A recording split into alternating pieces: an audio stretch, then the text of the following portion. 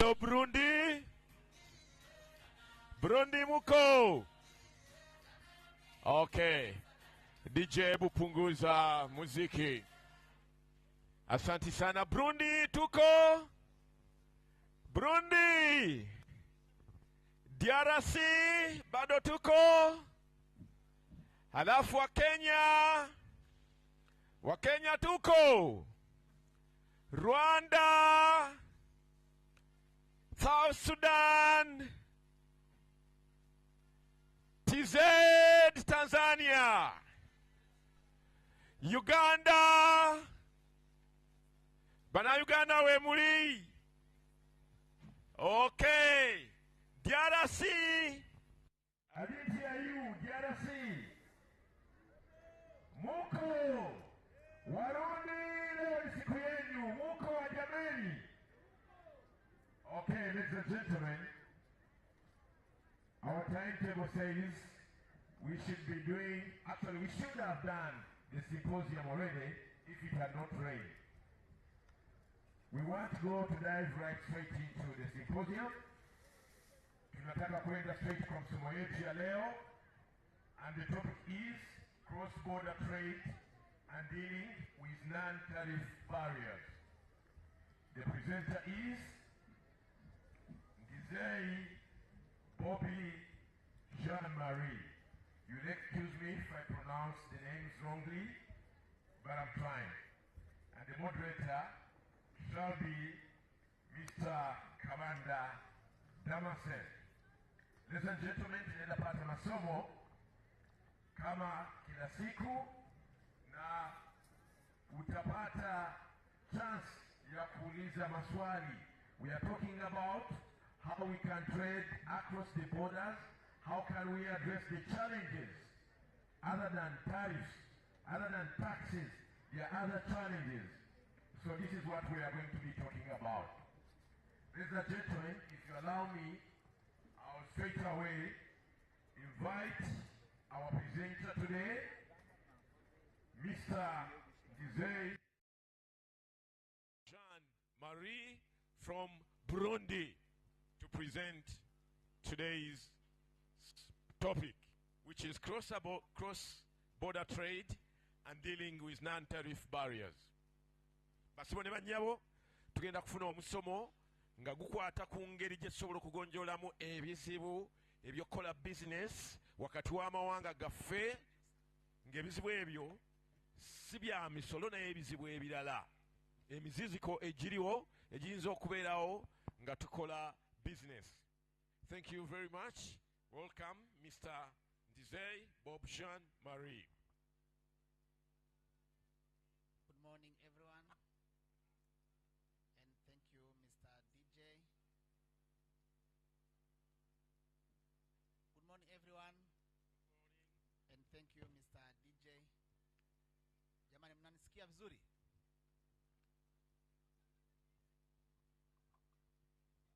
I'm going to present the topic, as the DJ said, cross-border trade and dealing with non-tariff barriers. The presentation, we have the introduction. After the introduction, we talk about cross-border trade. After cross-border trade, we talk about NTBs, non-tariff barriers. After that, we go the way forward, and I will end with a conclusion.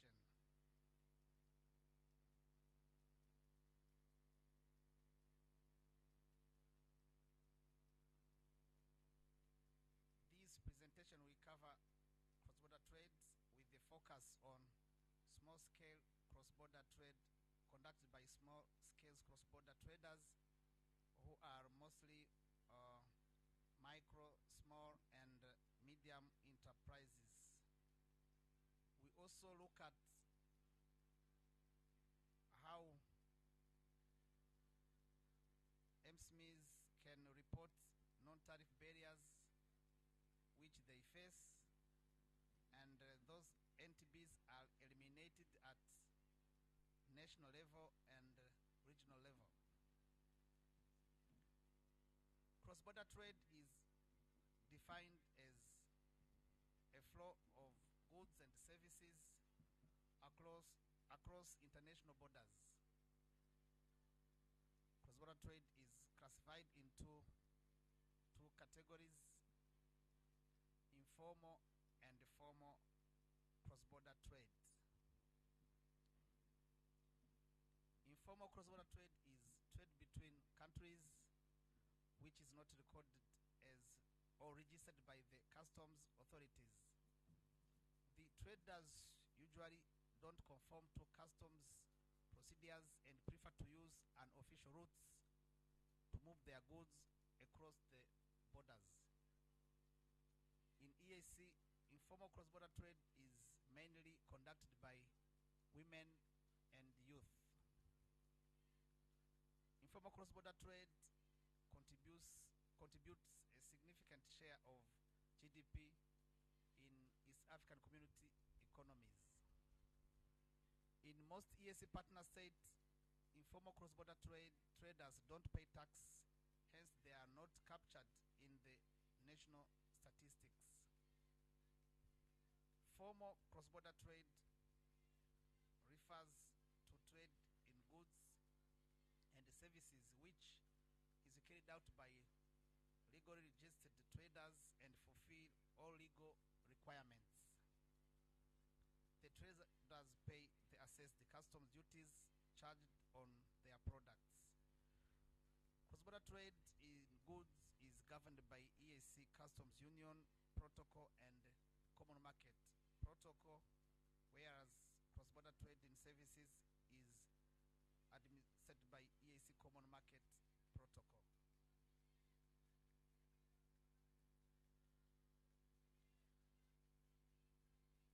What is the importance of cross-border trade? Cross-border trade contributes to overall GDP growth at national level, contribute to poverty alleviation. It is a source of employment and income for traders, and reduce poverty and vulnerability of households through income generation, especially in women, youth, and people with disability. This is seen most of all much time on the borders. Ukiangalia pale kwenye mipaka kati ya nchi mbili, unaona movement, watu wanaopita sana mara nyingi wanakuwa ni akina mama na vijana, wale ambao kabla hatujaingia EAC that business was for the big people, lakini kwa sasa hivi unakuta kwenye mipaka kuna akina mama wengi wanafanya biashara kama hiyo. Cross-border trade promotes food security also. It brings on board the aspect of specialization. Cross-border trade facilitates transfer of appropriate technologies to enable competition and economies of scale. Why do small traders use informal routes? Wale wafanya biashara wadogo wadogo, kwa nini wanatumia njia zile? Too much documentations and delay at border. Ukifika pale border unakuta watu wanauliza mambo mengi, kwa hiyo wale wafanya biashara wadogo wadogo wanaona kama ni usumbufu. High tax and high clearance charges, lack of information and transparency on the document required, fear of harassment by customs and the immigration officials.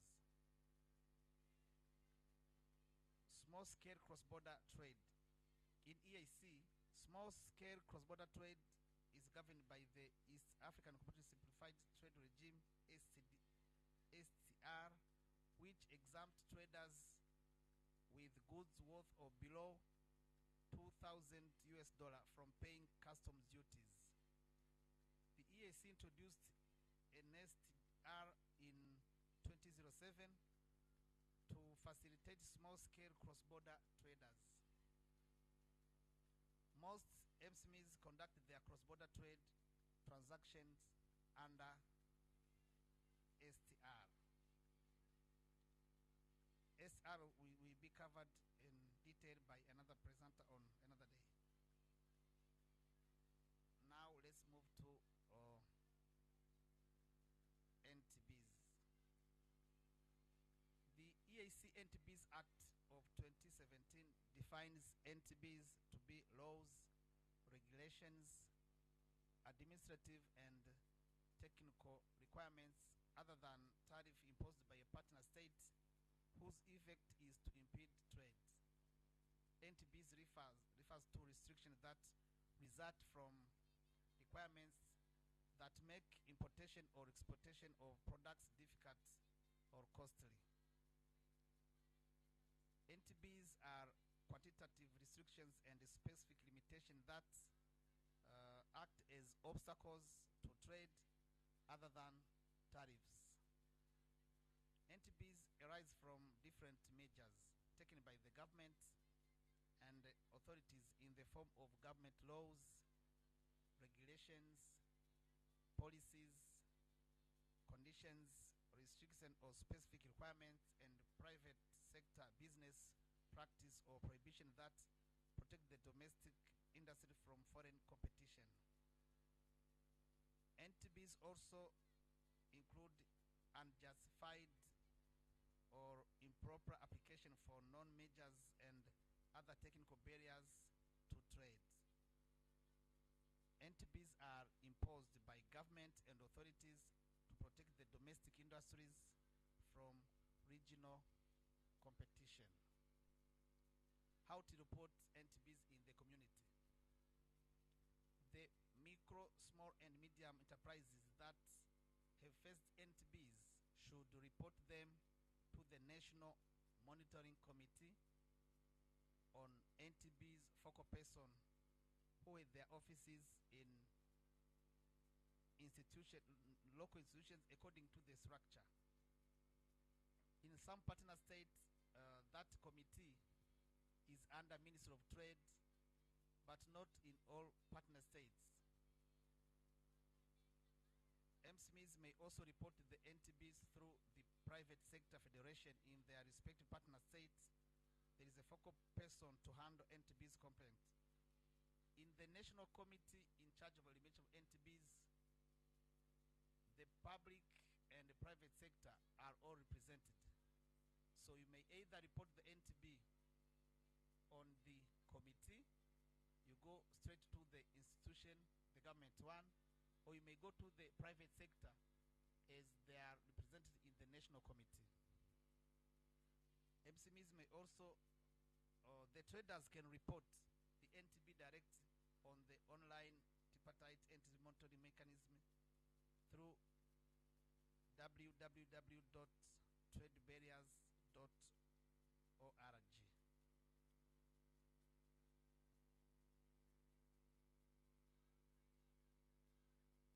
The National Monitoring Committee is established in all partner states according to Article 7 of the EAC Elimination of NTB Act of 2017, and we have in each partner state 5 national focal points. They are drawn from Ministry of Trade, private sector, who is also co-chair, Revenue Authority, Standards, and EAC Affairs. There are also other members. It depends on the structure of the country. And it is established at the regional level. According to Article 9 of the EAC Elimination of NTB Act of 2017, there is also a committee members who are done from private and public sector, as I said before. Available mechanisms in EAC. There are 2 levels, at technical level and policy level. At technical level, we have a bilateral approach. There is also a national monitoring committee, and after becomes regional monitoring committee and EAC term band program. At policy level, there are sectoral committee on trade, sectoral committee on customs, dedicated sessions of permanent secretaries, undersecretary, and ministers, sectoral council of ministers responsible for trade, industry, finance, and investment, STIFI, council of ministers, and lastly, the summit of heads of state.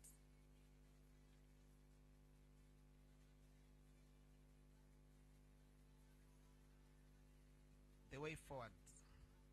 The MSMEs should endeavor to look for trade information on EAC simplified trade regime from relevant agencies at the borders to know their rights and opportunities. Be sensitized on elimination of border entities and a simplified trade regime. Use official borders points and refrain from using unofficial border crossing routes. Report NTB complaints to the National Monitoring Committee. Report the NTBs through the private sector federation in their respective partner states. Conclusion: small-scale cross-border trade conducted by MSMEs contribute a significant share of gross domestic product (GDP) and hence leads to economic growth and of partner states' economies. NTBs reported by MSMEs are addressed at national and regional level through National Monitoring Committee and the Regional Monitoring Committee on NTBs. Thank you very much.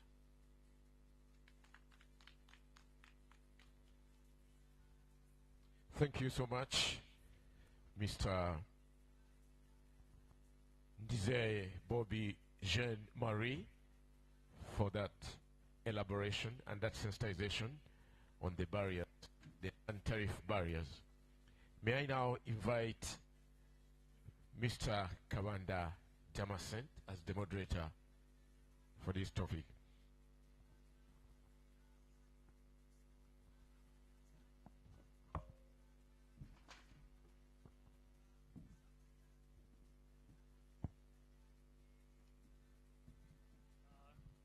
Thank you, Bobby, for your good presentation. It has been informing, particularly how MSMEs could conduct trade across the EAC borders, specifically without using panya routes or unofficial gazetted points. So we would like to take this opportunity to welcome questions from exhibitors. If there is anyone who has a question, you can come forward and we give you the microphone. If there is a question on cross-border trade, if there is a question on how to report non-tariff barriers, as small-scale traders, please come forward and ask the questions.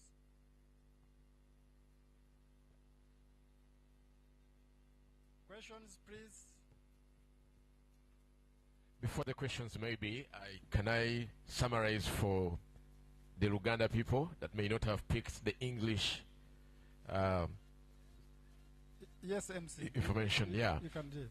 Okay, basibo ne banyabo omusomo gwe tuliko gukwata ku miziziko egiriwo egitulemesa obusuubuzi wakati w'amawanga gaffe kye bayise non-tariff barriers, emiziziko egitali misolo egitulemesa obusuubuzi wakati w'amawanga gaffe.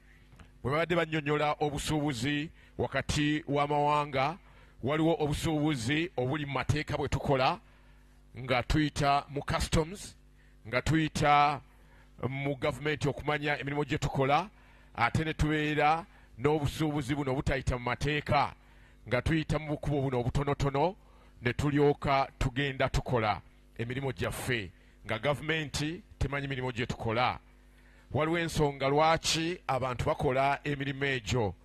Bagamba nti ku booda oluusi waliwo ebiwandiiko bingi nnyo bye twetaaga okubeera nabyo tusobole okukola bizinesi zaffe. Oluusi waliwo okutubuuza kino na kiri, ne twesanga nga twonoonye ebiseera ne tuba nga obudde tetuyina. Oluusi bannaffe batugamba kino na kiri, ne twesanga nga tukozesa amakubo agatali matuufu.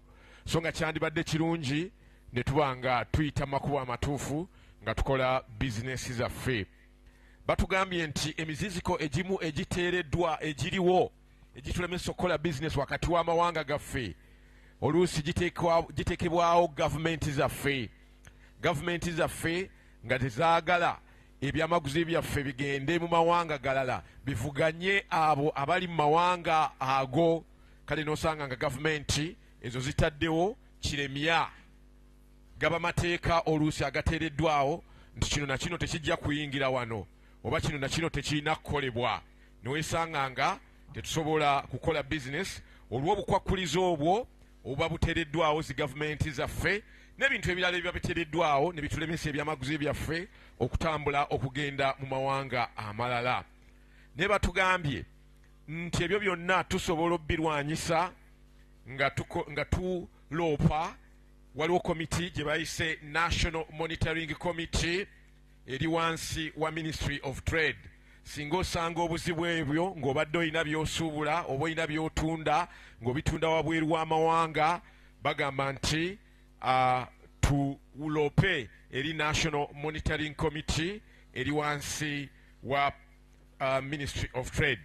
Ne Private Sector Foundation singa tugendayo nabo basobola okutuyamba.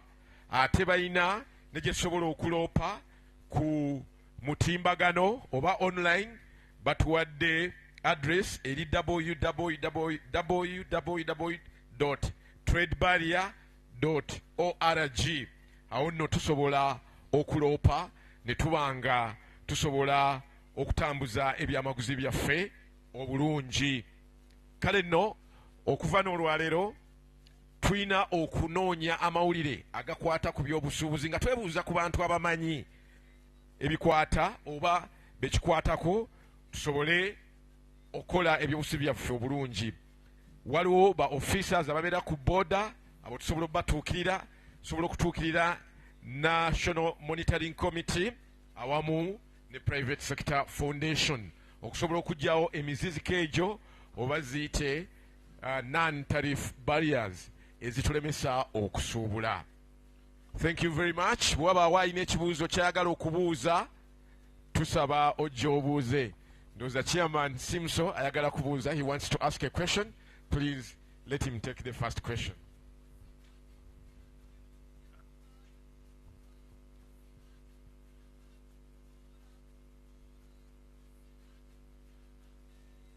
Thank you very much, the presenter. As yesterday, I urged my fellow exhibitors that this is not the issue of Tanzania or Burundi. It is an issue for all of us as exhibitors within the East African community. Mr. Presenter, for me, mine might not be a question, but a proposal. You have mentioned so many committees like the National Monetary Committee, which is with the Ministry of Trades, and also some private sector organizations and officers at the border. Mr. Presenter, we are getting a lot of problems with to get some of this information. And even if when we get some of the information, for us who have at least to get it, at least interpreting some of this information become a bit problem to us. And also appreciating some of these issues becomes a problem. Then we have a problem that some of these people you have mentioned, the contact people, are far from the Juakari person. And these are people, if at all, if you talk of STRs and others, we are put purposely 80% for these Juakaris. These are the people who are always within that transaction of crossing the borders, more than the bigger people, the bigger manufacturers. Because at least for them, they have a system. Even they can employ some of these people who can handle such things. But for us, we don't have the capacity to do that. So you find someone, even if when you tell them you got the border, there is someone who is going to help you even to fill the forms to cross or to get the certificate of origins. Some of these people, they always contact us that they have a problem. So at least it is my request, humble request, that among these committees, which you have mentioned, even if it all the committees, we put a juakari, if possible from Simso, who can coordinate these things, because we are always the one getting some of these questions. We are always the one who always help these people. And then another thing, it is with the people manning the custom.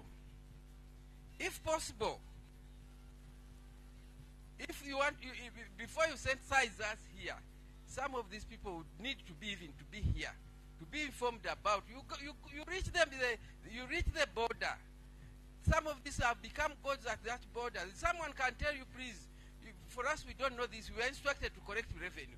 For us we don't know this. So we have a lot of problem with these people and manning the borders. They are also at their own.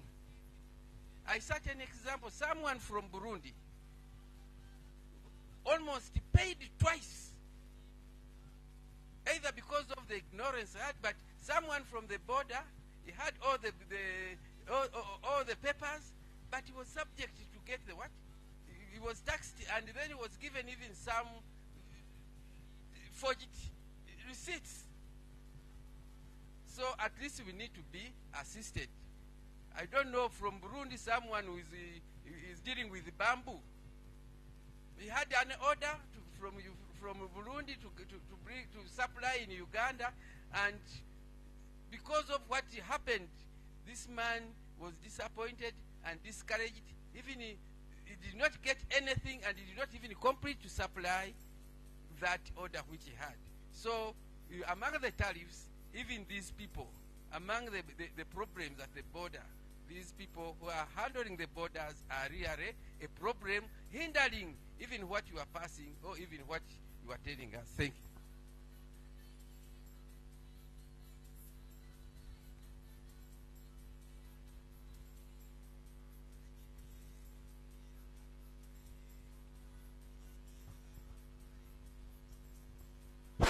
Hello. We had a little bit of interruption. The drummers are anxious to start, but shall be getting there later.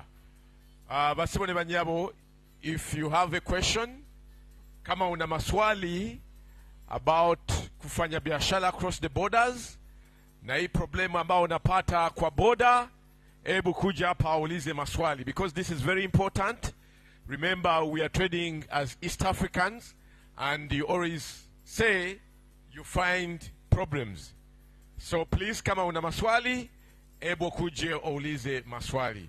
But meantime, I think we should proceed to answer the questions that were put forward.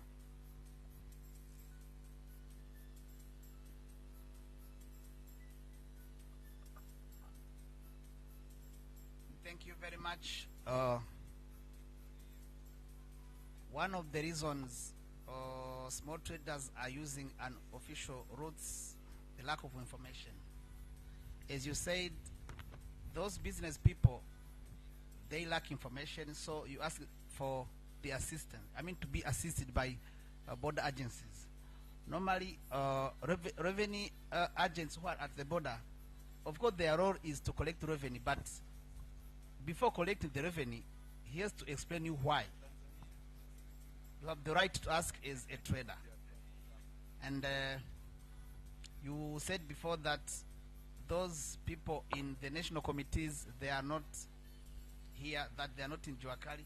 But those Juakali people, they have their emails, they have their WhatsApp number. And the example raised here of someone who brought bamboo from Bujumbura to Uganda, that one is not a small people. He had so many ways to get information how he will pay. And I remember the EAC were conducting last week, I think, in Burundi and Uganda, that, how do we call that workshop conducted by WCO on the exact advanced ruling. Normally, when a trader wants to bring his to take his business in another country, you have to go to the custom administration for guidance. You cannot get a call from Uganda, tell you, we need my bamboo, 10 trucks, I can buy them. This is the money. You cannot calculate the money that we will be using in Bujumbura and see the interest in Uganda and go direct and pack in trucks. No. As a trader, you have to go for information. At the borders, there are information portal people. They are there. They can inform you. Kwa hiyo mfanya biashara asichukue biashara zake na kuvuka nchi ya watu wengine huko, kwa sababu kila nchi na wenye nayo. Huwezi kuchukua mzigo eti napeleka Uganda, napeleka Tanzania, na wakati kule border sio nchi yako. Lazima utafute taarifa. Jamani, nimepata soko la bambu kule Kampala. Itakuwaje? Halafu utachukua ile pesa utakayopewa kule Kampala na pesa utakayotumia Bujumbura. Je, kuna faida? Kama nitalipa revenue pesa hii na hii, nitapata faida? Kwa hiyo kila mfanyabiashara, unajua biashara inabadilika. Customs administration kazi yao ni kutuinform yale mabadiliko.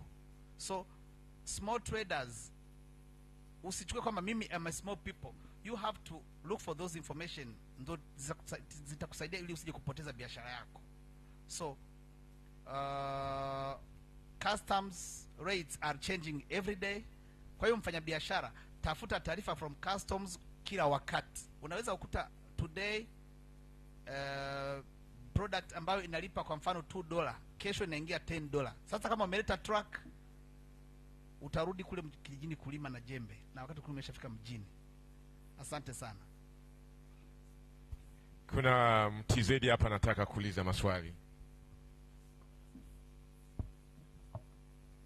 Yes, I would like to add a few things. One is that to include SIMSO in the committees that make decision or eliminate non-tariff barriers.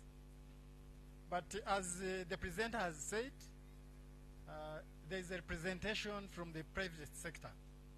So we believe, and the governments believe, that the private sector also caters for the interest of small traders.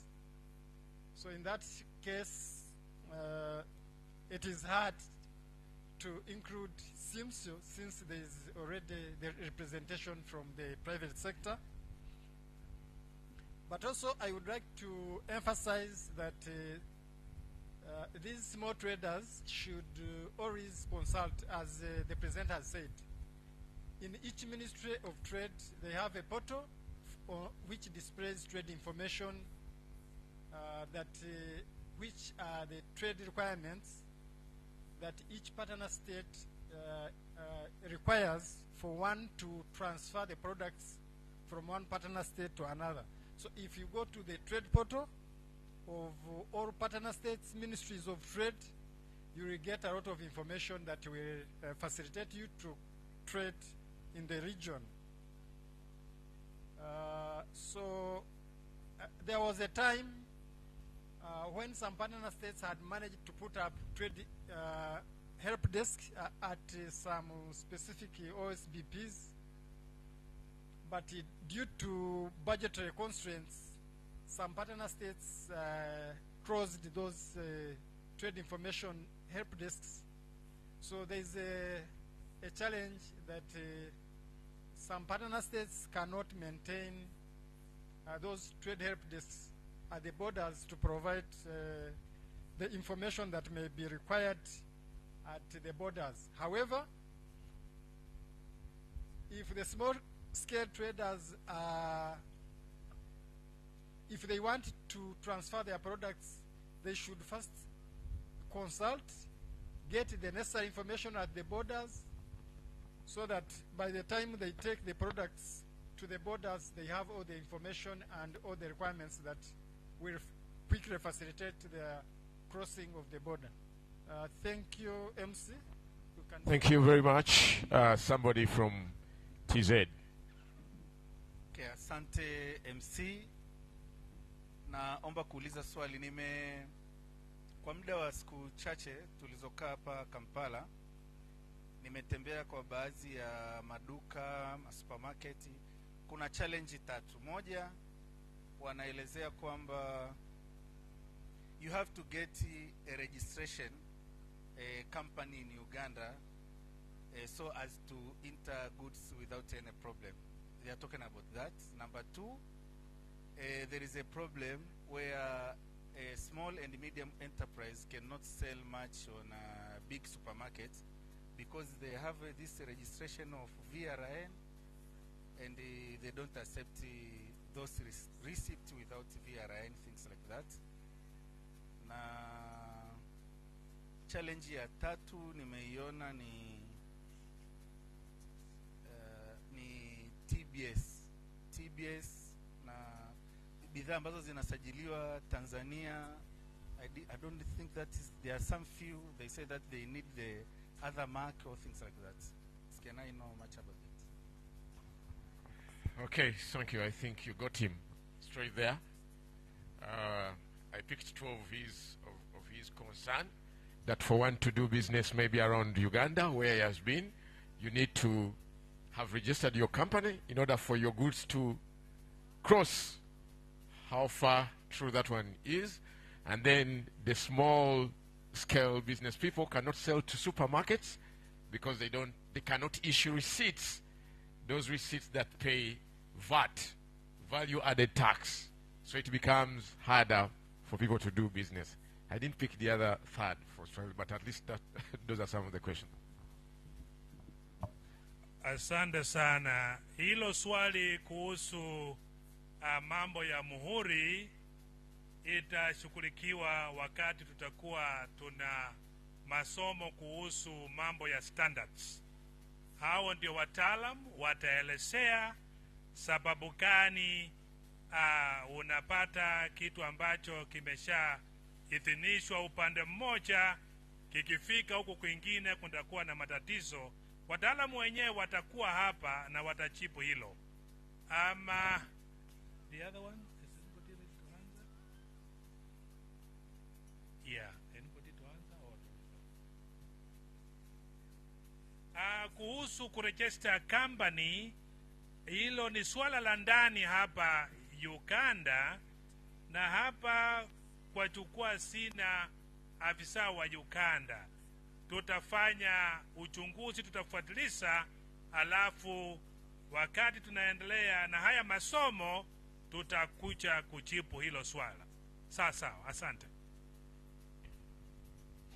Hello, thank you so much. I think he's been responded to.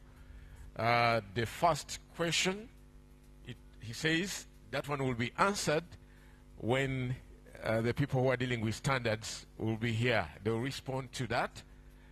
Why probably you cannot sell to the supermarkets and what have you. Then the issue about registration, that is for the officers, the Ugandan officers, and they aren't here to answer that. And we hope at one point in time they'll be coming to answer that.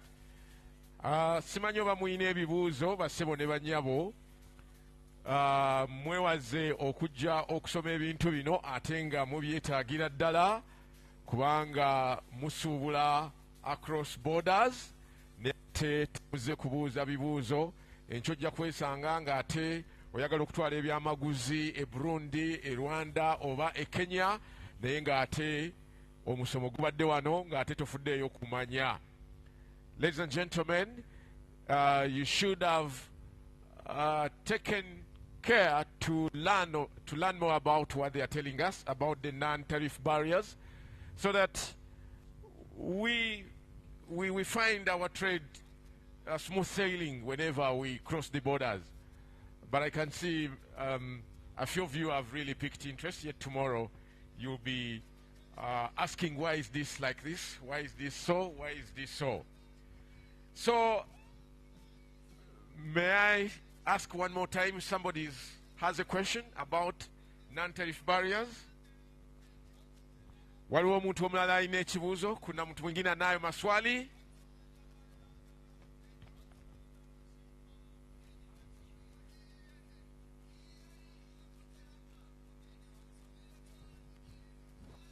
Okay.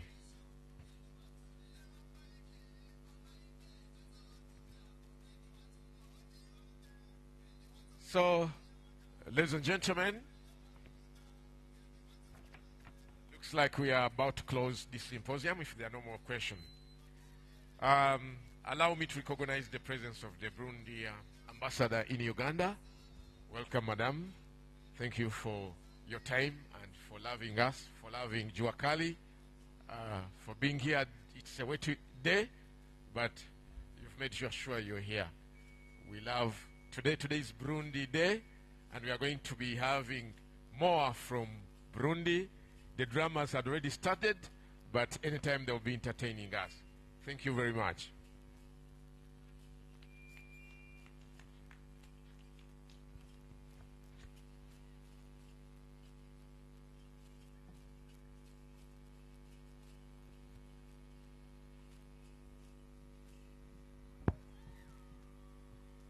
Thank you, everyone.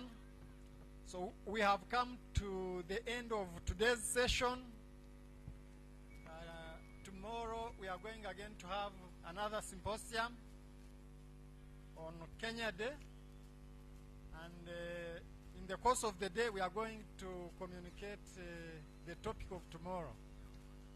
So we take this opportunity to close the session. Thank you. Thank you very much, Mr. Kabanda. Thank you very much, Mr. Ndizei Bob Jean-Marie. Thank you very much. Ladies and gentlemen, we have quite a lot from Burundi. We shall be expecting a guest of honor later. They will be telling us when the guest of honor comes in. Burundi dramas and participants installation, plus Burundi songs. That one we are going to have immediately. We shall have a program, how we shall be having a prayer when the guest of honor arrives. The Burundi anthem, the East African anthem. Then we shall be having the project manager introducing representatives of partner states, and we shall have greetings from DRC, greetings from Kenya, greetings from Rwanda, greetings from South Sudan, greetings from Uganda, greetings from the Republic of the United Republic of Tanzania. Then a speech of the Vice President of SIMSO, East Africa, and President of Chamber of Arts and Handicraft of Burundi, private sector. Then we shall have a speech of Project Manager, and then the introduction of National and Regional Organizations Committee. Of course, we shall have a photo session later, and then we shall call it a day. Of course, the bazaar goes on, and everything will sail smoothly. Sasa Warundi, it is your time. Can we have the entertainment taking place? Tupate ngoma. Tupate ngoma ama muziki kutoka Rwanda. Rumania Burundi. Sorry, Burundi. And kama una matangazo ya kutangaza, especially from Burundi, please come and tell us what you have on the market, what you have on your stalls, what you're selling, so that people can know and come and buy from you and make orders from you. Asante.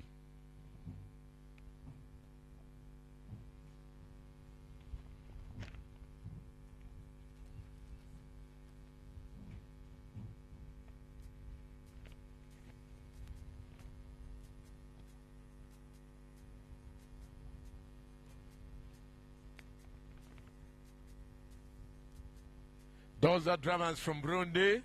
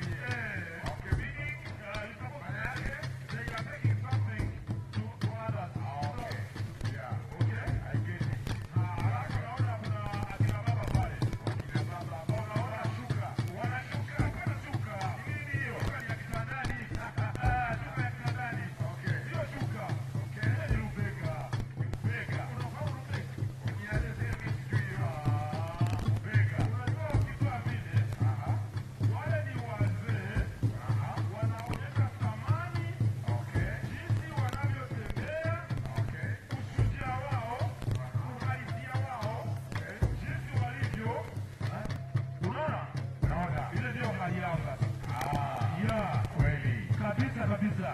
Ladies and gentlemen, a very beautiful dance from Burundi. Today is Burundi Day. We're enjoying their dance, and we shall be hearing from them what they have, the product they have.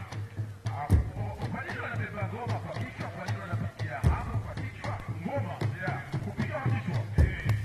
Ni kukali. Ndio wanaonyesha haya kazi walionayo na nguvu walionayo.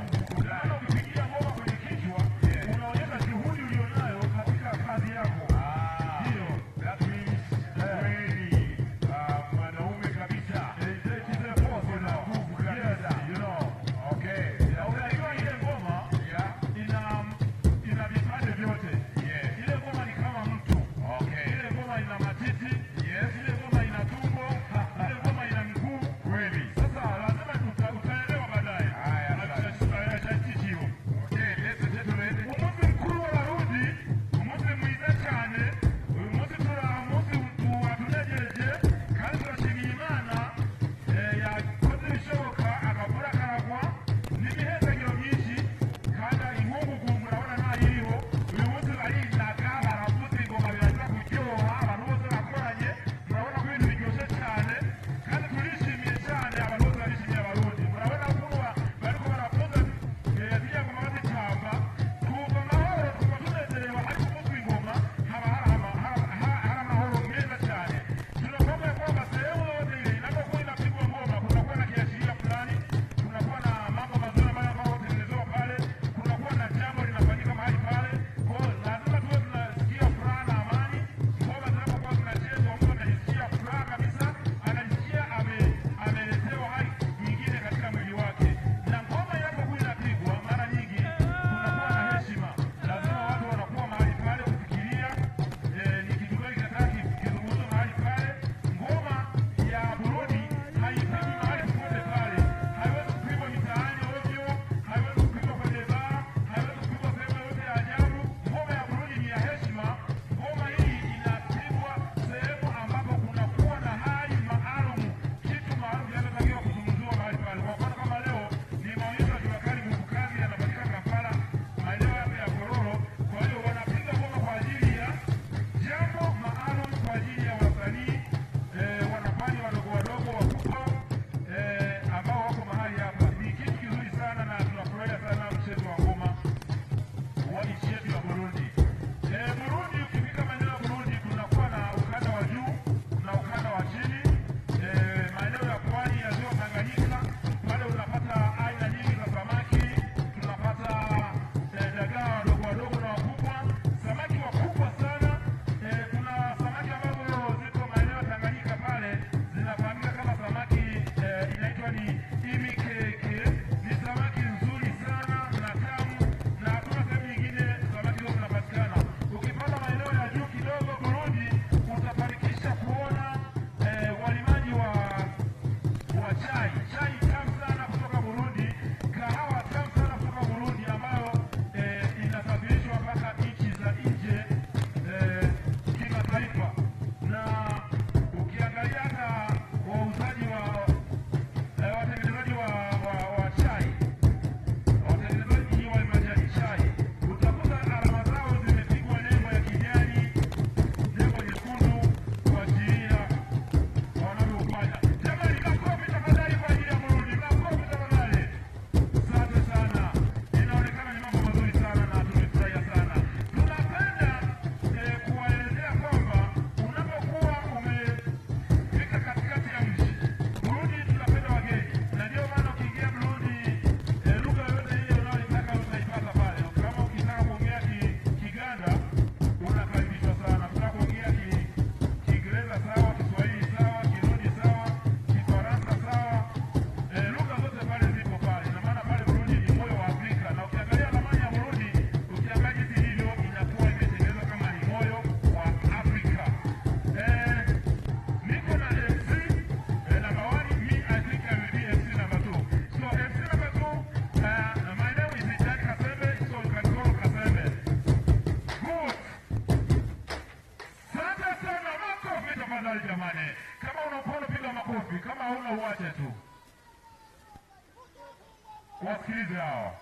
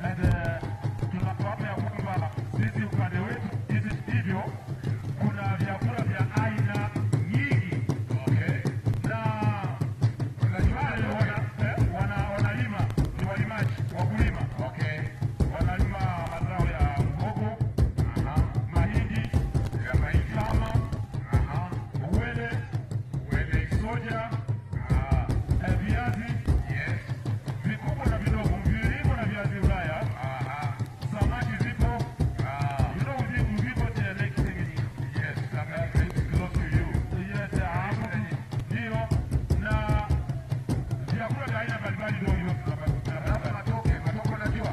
Yes. Banana. Ndizi kwa Kiswahili ndizi. Yes. Unakula toki. Toki. Unakula ndizi huko. Ndio. Okay. Basi wale wanyama wa Burundi unafahamu kwamba long time ago wakati wa utawala wa wazungu. Yes. Warundi walikuwa wanatoka Burundi wanakuja Uganda kwa ajili ya kufanya kazi. Kweli. Wengine walizamia huku. Wameingia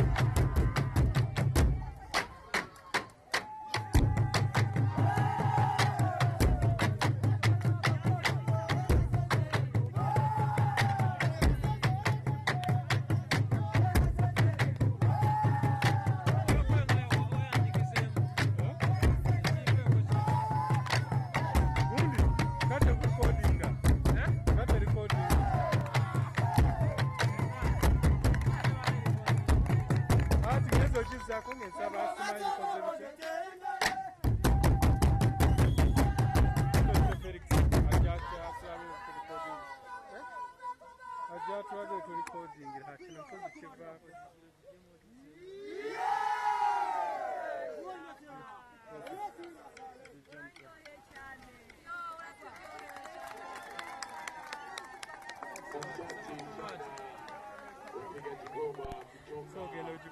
Burundi, murakoze cyane. Is that related to how you think? Then you are speaking very well. Thank you very much, please. Thank you so much. Okay. So showing us what they have. Remember, today is Burundi, and we shall be waiting for the people of honor. We get to know who he is or who she is, and then we shall have an official function for today. Celebrate Burundi. Uwarero umakuru wa Burundi. Tulindako omugenyi omukulu wanatuuka. Tujja kujaguza olunaku lwa Burundi era tujja kumanya bingi ebifa e Burundi. Anytime we want to know the products that we have on display for Burundi.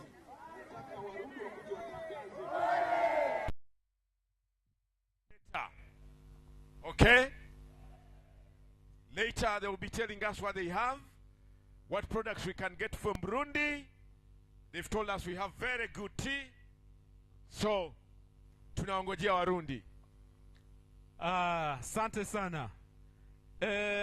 Ni kwamba siku ya leo ya Burundi tunajisikia amani na furaha tele kutoka moyoni ya kwamba leo ni siku yetu. Kwa hiyo inatakiwa wale mlioleta vitu mlivyotengeneza katika ubunifu wenu wa hali ya juu mnaweza kuja kutangaza ili kwamba tuweze kujua namna gani vitu vinatoka Burundi. Watu walioko mahali hapa wajue, kwa sababu kuna baadhi ya nchi nyingine hawezi kujua ni kitu gani ambacho tunacho mahali hapa. Kwa hiyo itakuwa vizuri sana kila mmoja akifanya hivyo. Lakini kabla ya hivyo kuna mgeni rasmi kule. Okay. MC, you may come near, please. You know that we've got many things to talk here. All right. Yes. Okay. You know that today is Burundi Day. Burundi. So we're supposed to be, first of all, to be happy. If you are in Burundi, you're supposed to be happy. Excited. Do not excited. Usiwe mtu wa kukasirika. Oh. Unafurahia. Naona watu wameng'aa. Wanasema watu wameng'aa. They are looking so gorgeous. Okay. Sasa kuna mtu amevaa hapa uthamani wa Burundi. Oh. Huyu ni project manager. Unamfahamu? Namfahamu sana. Unaona amenakshi. Ameng'aa. Tunasema amenakshi. Amenakshi. Akini dhahabu amenakshi. Okay. Amenakshiwa. Na mimi ningepaa kuvaa kama nyinyi. Basi hakuna shida. Unakaribishwa. Then you are going to talk us and to tell us. Yes. How do you feel, Mr., when you are wearing our culture? Okay. 1 minute. Okay. Clap for the hands for him. Amashimeshi avuze umuntu umwe asatubwira uko nanezerewe. Agira tubwire neza kuko yumva amahoro. Mwabibonye nako yashajije, yaberewe, asa neza, ariko arabaza neza, baza tuntu nuduki, tuguma tumubaze ibibazo bikeya. Tunataka tutamuuliza MC number 2. Halafu inamaanisha nini ambao mnavaa kwa kichwa? MC number 1 amesema hivi, anataka atuambie jinsi gani ambavyo anajisikia akivaa uthamani wa Burundi. Right. Hii ni uthamani wa Burundi. Wacha tumngojee. Tuwasa tumngojee. Kabla tunamngojea DJ angeweka kidogo hata sekunde 2. Okay. Au yuko mbali kidogo. DJ uko wapi? Aha. DJ tuweke muziki ya Kirundi pole pole. Aha. DJ yuko mbali kidogo utafika. Lakini hakuna shida. Hawa ni drummers from Burundi. Unajua majina ya Burundi? Yes. Kuna majina ya Burundi wanapeleka majina moja kwa moja kwa Mungu. Ulikuwa unafahamu hilo? Okay, DJ anataka nyimbo za Warundi. Okay, DJ atapata. Ngoja kwanza tumsikie mheshimiwa atuambie nani anajisikia vizuri kuvaa uthamani wa Burundi, namna gani sasa hivi aseme Burundi ni nini. Okay. How are you feeling? Thank you very much. Burundi mpo? Burundi mpo? Wapi nduru ya Burundi?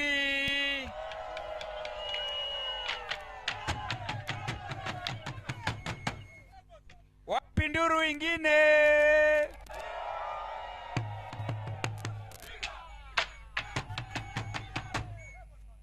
Asante sana. Burundi hoye! Burundi hoye! Burundi number 1. Thank you very much. We are just going to have a small brief at the Burundi pavilion. Then we are going to start the official ceremony in a few minutes. Is that okay? Sawa. Thank you very much. So DJ, let's listen to some music from Burundi as we consult a bit. Thank you very much.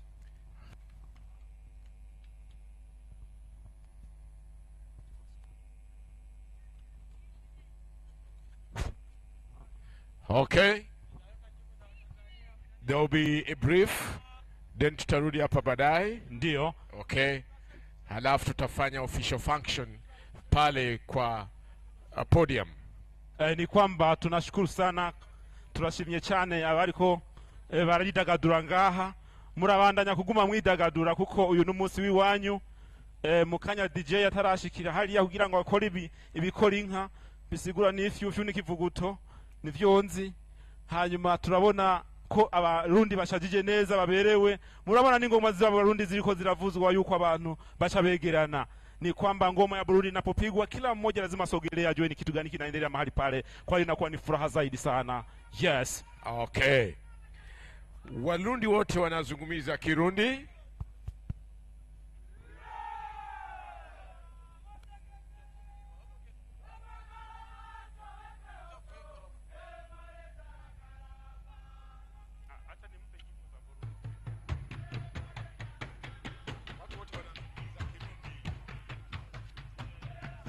One language. They speak. One language. For us, we have over 50 languages. One language. Wow.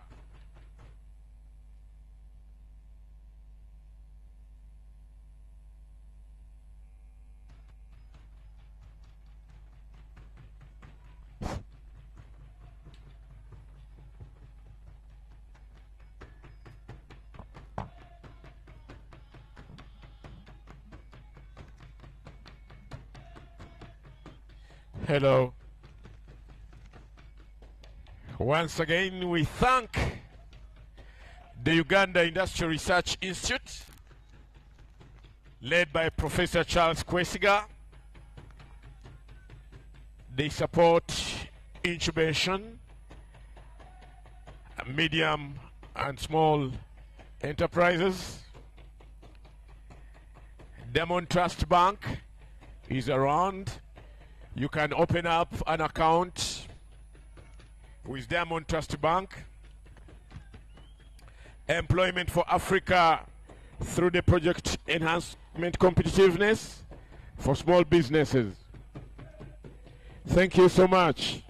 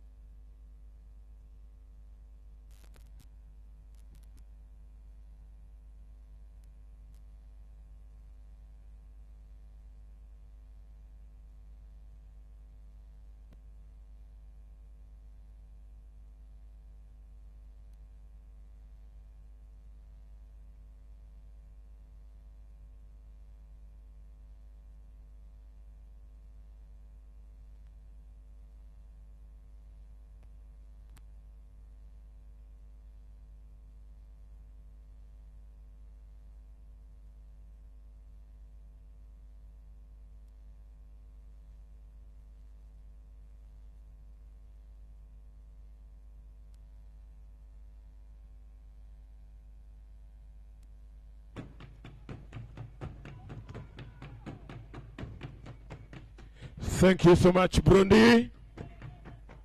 Asante sana, Burundi. Tunamungojea mgeni rasmi. Tulindo mgeni wa mukuru okuva e Burundi olunaku olwaleero. Today is Burundi Day, and we are simply waiting for the program to start. We shall be listening to music from Burundi. Tutafanya matangazo.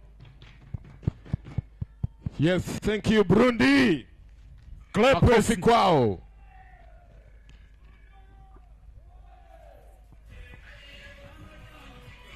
DJ ngojea kidogo.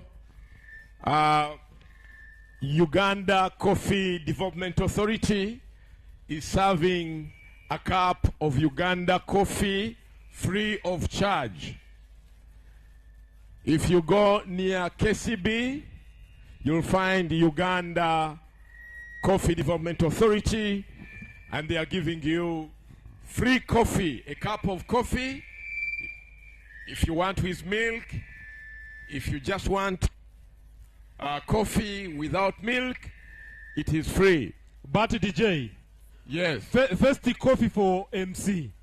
Yes, they are giving me. They're supposed to know that. Exactly. In order to taste it. They are bringing you coffee. How can we talk? Yeah, we can talk after testing the coffee. Yes, exactly. Okay, bring 2 coffee for MCs. About 3, even DJ. Even DJ. But please, it is free.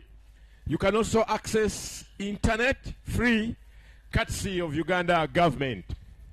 The password, just go to NITA-U, and then you access internet free while you're here. Sasa kama unataka kufanya matangazo, ndio wafanya biashara kutoka Burundi waje hapa, waje watuelezee muna products gani. Umwanya wo kuvuga ibintu mwazanye cyane cyane tugoma dutangure n'abantu bazanye majani ya chai. OTB, please, you may come here, then you can tell us what have you made and what the function inahusu nini. Utuambie. Ni kwamba ni muda wa matangazo kwa watu walioleta bidhaa au waliotengeneza vitu vyao ili waweze kutangaza vitu vya Burundi, watangaze mali ya Burundi, watangaze bidhaa walizoleta ili kwamba tujue tutapata namna gani. Watuambie ni sehemu gani wanatengenezea.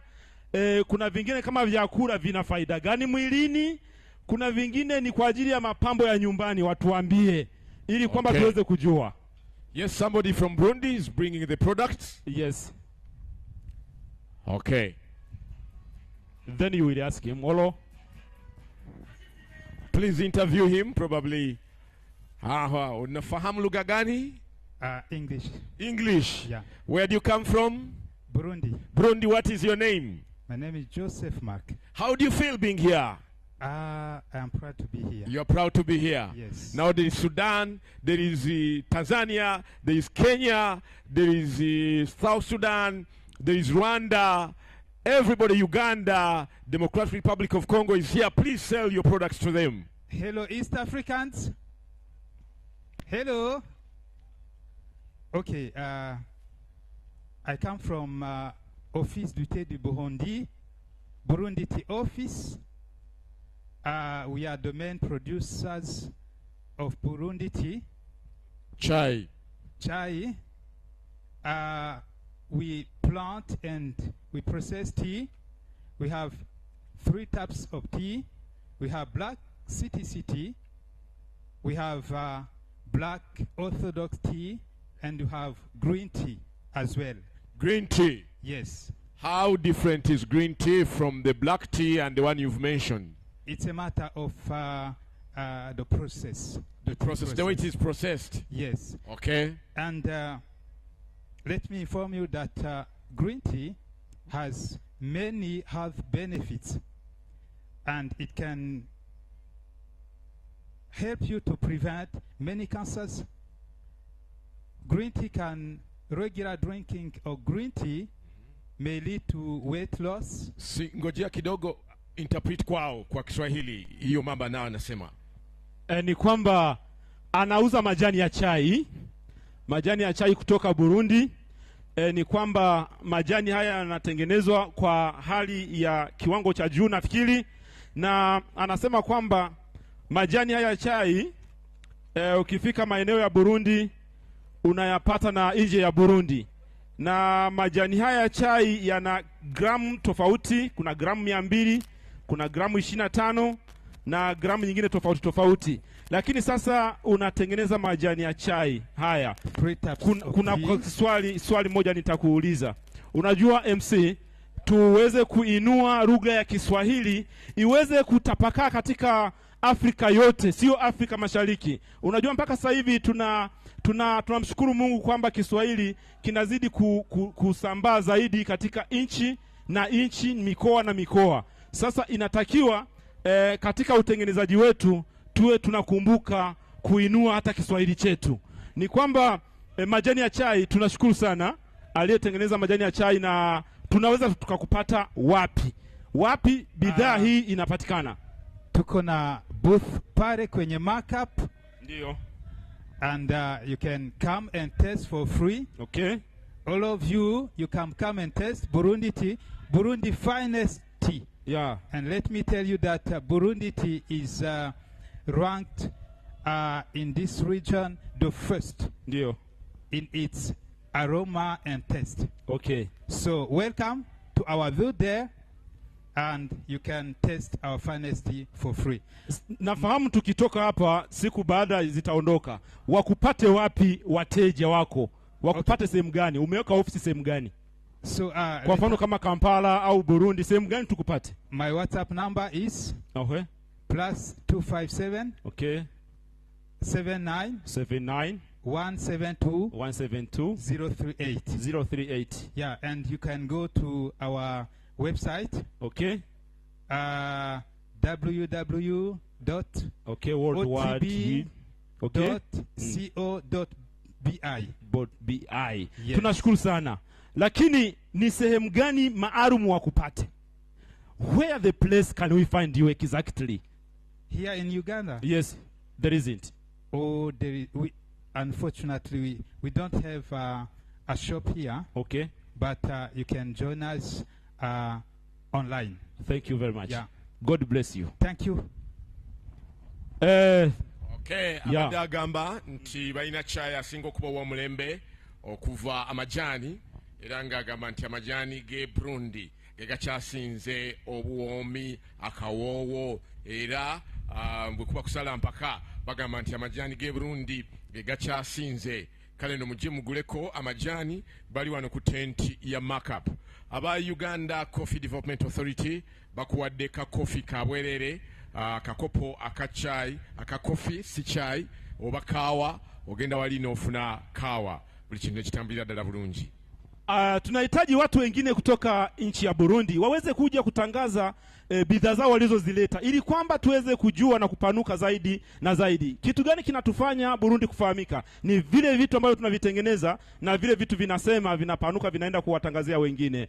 Tunaombe walioleta bidhaa kutoka Burundi waje watangaze matangazo yao hapa. Leo ni siku ya Burundi na tutafurahi sana zaidi na zaidi kuweza kupata Warundi wakitangaza bidhaa zao walizozileta. Tumeona kwamba kuna tenti nyingi sana mahali pale. Ni waombe Abarundi mulio. Asante sana. Basi ni muda wetu wa kuweza kutangaza bidhaa zetu tulizo nazo. Tanzania we! Uganda na waona wako pale, nafikiri na Southern Sudan, even DRC, they are there. Today is the Burundi Day. Now, MC number one. Let me tell you something, please. You know that when you are entering Burundi, you're supposed to greet them in our language. How do they greet? Okay, you're supposed to ask me. Yes. In the morning. Yes. You greet Mwakeye. Yes. That's how they greet in Burundi in the morning. Mwakeye. Yeah. Meaning in Uganda. Okay. That sounds like Mwakede. Mwakede. Mwakede. Plus DE. Did you wake up early in the morning? Oh, yes. Oh, ukiweka DE umeingiza kwa Burundi, lakini ukitoa inakuwa ni Burundi. Exactly. Unaona kama tuko sawa Kabisa. It is just a difference of ukiingia kule Tanzania kuna sehemu moja wanakuambia Mwangaluka. Mwangaluka mini? Mwangaluka. Habari ya asubuhi. Mwangaluka. Mwangaluka. Mwasuze mutia. Mwasuze mutia. Waganda wanasema mwasuze mutia. Good. Habari ya asubuhi. Ndio. Kweli. Na ikifikia habari ya jioni, yep. Unaweza kusalimia mwiriwe.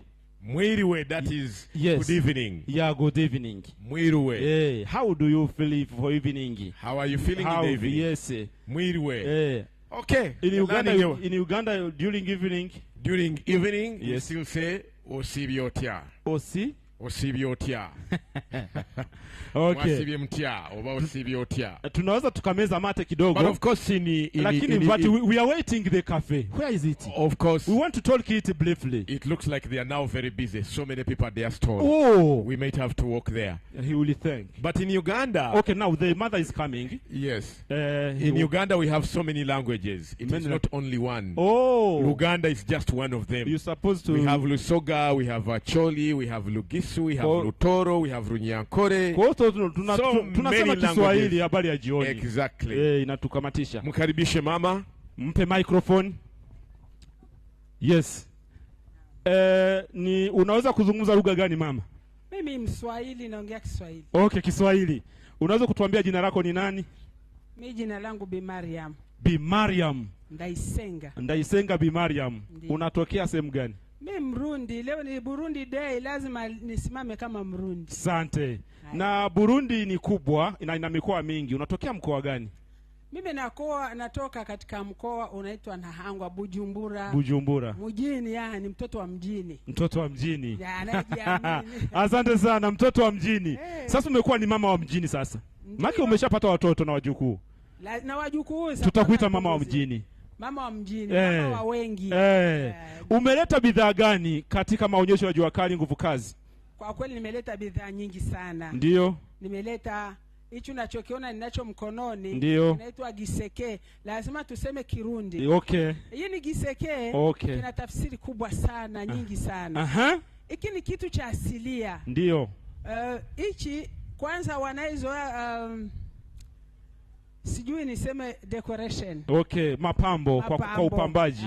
Ndio. Hichi unaweza kwenye kupamba katika nyumba yako. Okay. Barazani ukapamba. Unaweza kutia vitu vyako vya maana yani. Ndio. Unaweka alafu unapamba nyumba yako na ndani kuna siri ya kitu chako maalum umeweka. Okay. Ina maana unaweza kuhifadhi kitu fulani pale. Ndio. Na huku ikiendelea kuwa ni mapambo. Sawa. Asante. Pili, tatu. Ndio. Hichi ni kitu ambapo katika asili yetu unapokwenda kuona mwanao au ndugu yako amejifungua, ana sherehe fulani, wakina mama tunajiunga kiasi kama tutakuwa 10, 20, 30, 50, 100. Ndio. Tunatia hivi, alafu tunakwenda kuona yule ambaye tunamhitaji au katika magrupu fulani. Hakuna mtu hata mmoja atajua kilichokuwa ndani. Tunaweka kila kitu humu ndani. Ina maana inatunza sana. Okay. Hiki ni kitu ambapo ukienda kutunza kila mtu anatuona sema samna nini, ana shida ya kujua kilichokuwa ndani. Asante. Na nimeona kitu kingine. Hiki nacho inaitwa ngangara.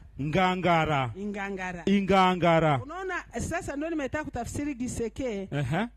Tofauti na ngangara. Hiki hapa ni igiseke. Hiki hapa ingangara. Okay. Hii tunafanya katika majani yanayetoka ndani ya maji. Igiseke. Okay. Alafu ngangara tunafanya kitu wanaita umugano. Okay. Mugano kwa Kiswahili sijui unaitwa aje. Hapo mtani wa radhi. Okay, hakuna shida. Tutatafsiri, hamna shida. Okay. Sasa nini faida yake ya ingangara? Ingangara ni kama hii sababu ni kitu cha utamaduni kila siku. Ndio. Tunavyofanya vile tunachanga. Wamoja kama ni watu 50, 25 wanachukua viseke, 25 wanachukua ngangara, kisha wanaondoka wanaenda kuona mwenzao. Okay. Kama vile kinaweka asili kinahifadhi mambo mengi. Ukitaka kuweka kitu chako kizuri cha maana unaweka humu. Hakuna mtu atajua na unafanya decoration vile. Ndio. Bi Mariam ameleta baadhi ya vitunga ambavyo ni maridadi sana mahali hapa, na nimuulize bado kuna kingine? Bado kuna kingine. Okay. Hii inaitwa kata. Kata. Hii kata watu wanatizama wanasema labda ni kata ya kuweka kwenye kichwa. Kweli ni kata ya kuweka kwenye kichwa. Okay. Lakini hii kata na yenyewe ni kitu ambapo ni cha asilia. Okay. Watu wa zamani, vitu vya kizungu havijaja, ilikuwa wanachukua kata, wakina mama wanazitengeneza, alafu wanatia kwenye moshi wa moto, kwenye moshi wa tusemeje, Mungu wangu wewe, sijui ile, yani inaleta harufu nzuri. Okay. Hii kata ya manukato, vitu vya manukato ya asilia. Okay. Anaweka, alafu anachukua, hii ni ndogo, inakuja unaiweka ni chini. Okay. Unachukua zile mbili kubwa, unakuja unazipa, unakamatishana, alafu zinakuja kwenye kibambazo unaweka. Ndio. Alafu baba akiingia mle ndani, umeshahifadhi katika kiseke chako, anapata marashi. Okay. Nini? Anaingia nyumba, anakutana nyumba imepambwa, alafu kuna harufu nzuri, anajifikiria mke wangu kuna nini? Hii ilikuwa ni kitu cha utamaduni changu cha vitu vya zamani, lakini kwa kisasa tumeletewa kizungu yake. Okay. Tumeletewa kizungu, hivi kizungu ndio kimetawala, ukaambia watu wa asilia inakuwa ni mtihani. Kwa hiyo sijui kwanza ungeeleza. Alafu istoshe, nafikiri mnaona nimejitahidi kuremba, kuweka kitu ambapo chenye naonyesha watu wakina mama wa East Africa tunataka tufundishane na tufanye kazi. Ndio ile niliwaambia tukienda, unaona kama hapa nimetia pambo. Ndio. Ili pambo ndo pale nimesema wakina mama. Sorry. Okay.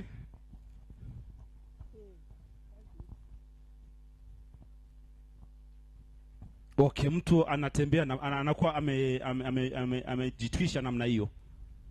Jamani, nafikiri mnaniona. Fikiria kama watu ni tunafanya msafu mrefu, tunakwenda television iko pale, mnakuwa mko wengi sana. Okay. Wengi wakina mama, grupu nyingi sana siku hizi.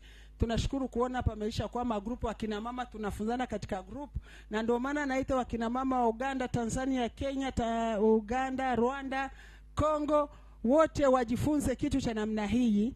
Alafu watakapokuja Burundi waje na hivi vitu, wametuletea zawadi. Na sisi tutawarudishia hivyo hivyo. Unaona wewe mwenyewe kama watu wanakwenda kwenye msafara umoja, ukiona kitu kimepambwa vizuri kwenye kata yangu, kata inabeba, baadaye inafanya kitu maridadi. Nafikiri ndio hivyo. Asante Bi Mariam kwa ajili ya matangazo ambayo umeyafanya kwa vitu ambavyo vinatoka nchini Burundi. Sasa kwa utengenezaji wako, mtu anaweza akakupata namna gani? Mimi kabla mimi sijasema namba zangu, kwanza Burundi tunafanya vitu vizuri sana. Naomba watu wote wapite kwenye kiwanda cha Burundi waone mambo manjonjo. Ukiona vitu Burundi tunachora, nafikiri hatuna mpinzani. Hiyo sidanganyi. Ukiona tuna vitu mbalimbali, sisi tunafanya vitu vya kizungu lakini tunafanya katika utamaduni. Ukitaka kunipata, namba yangu ni kujumlisha 257 779 975 976 kumradhi 445. Nirudi tena, kujumlisha 257 79 976 445, au kujumuisha 257 69 298 433. Kwa hiyo ndo namba yangu. Atakaye nitafuta yote yule Burundi, Bujumbura, atanipata kwa urahisi. Asante. Na bidhaa zako hizo unatengenezea sehemu gani? Pale katika mkoa wa Bujumbura au kuna sehemu nyingine unatengenezea?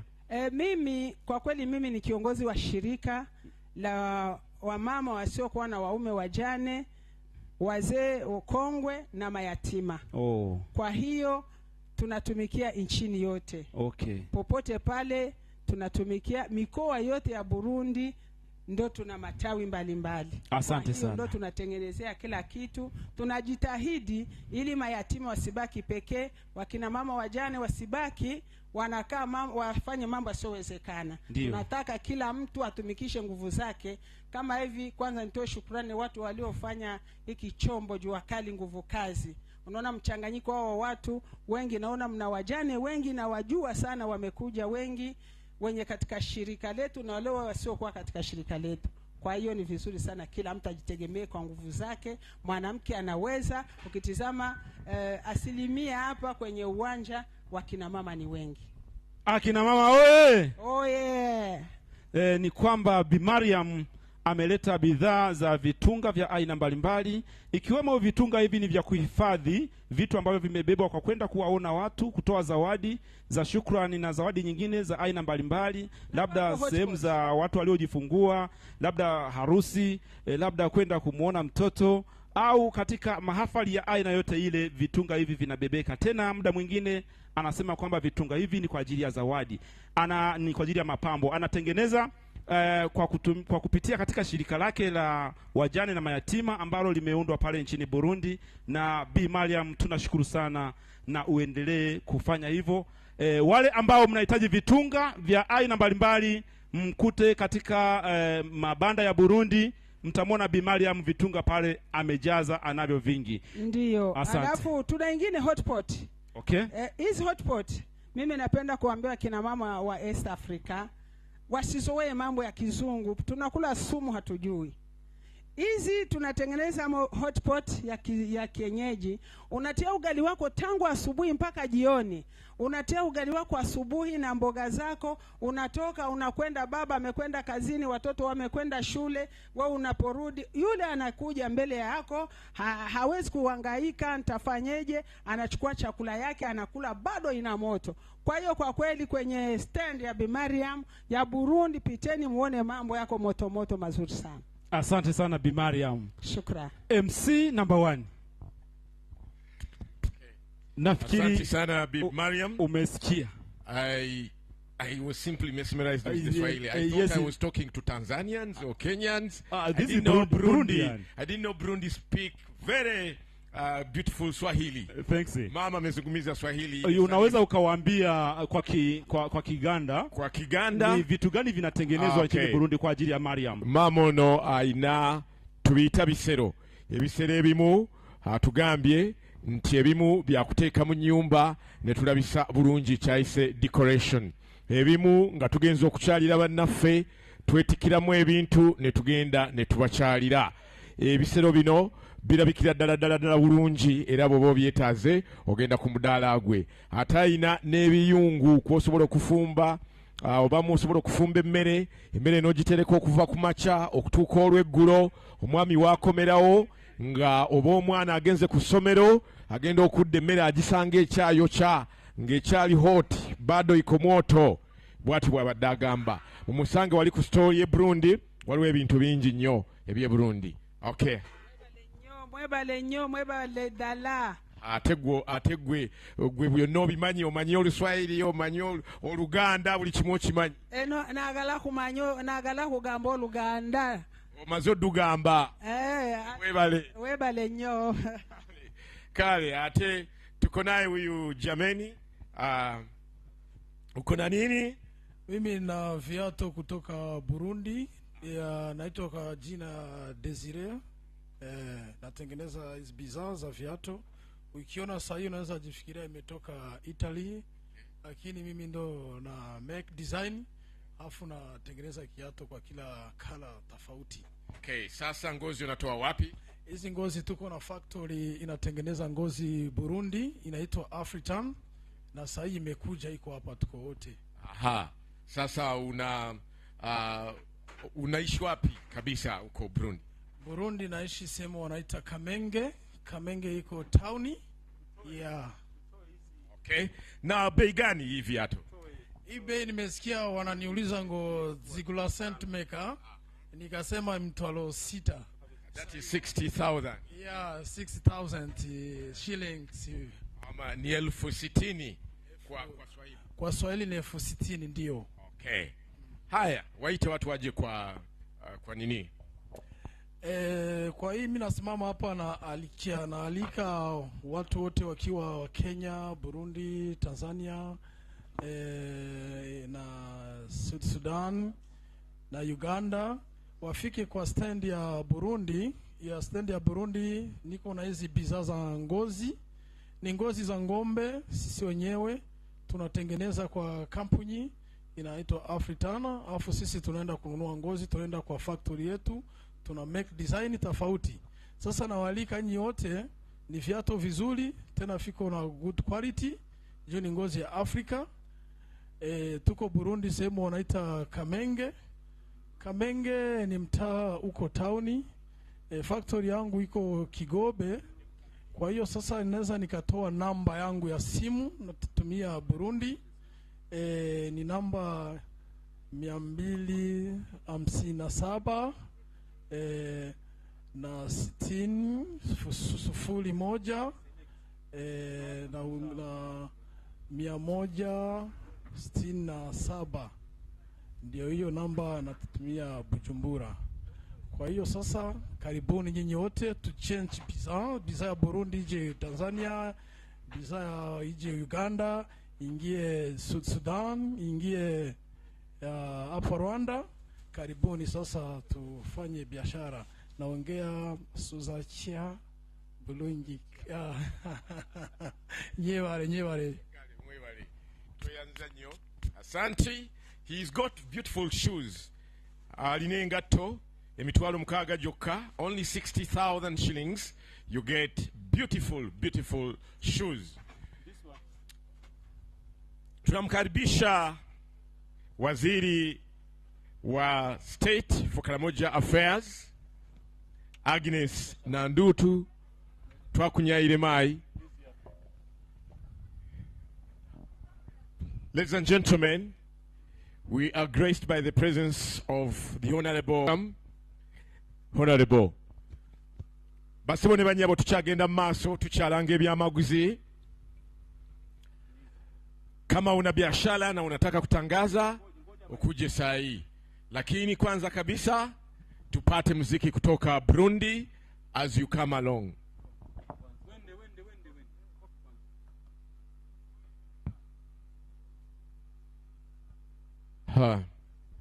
Njoo hapa, usimama hapa, tunataka wakushike. Okay. Tuambie jina lako na tia chini utazungumiza unatuonesha. Ndio, asante sana. Mimi naitwa Ndaishimie Selemani, nafanya kazi ya mikono kutoka Burundi, nchi ya Burundi.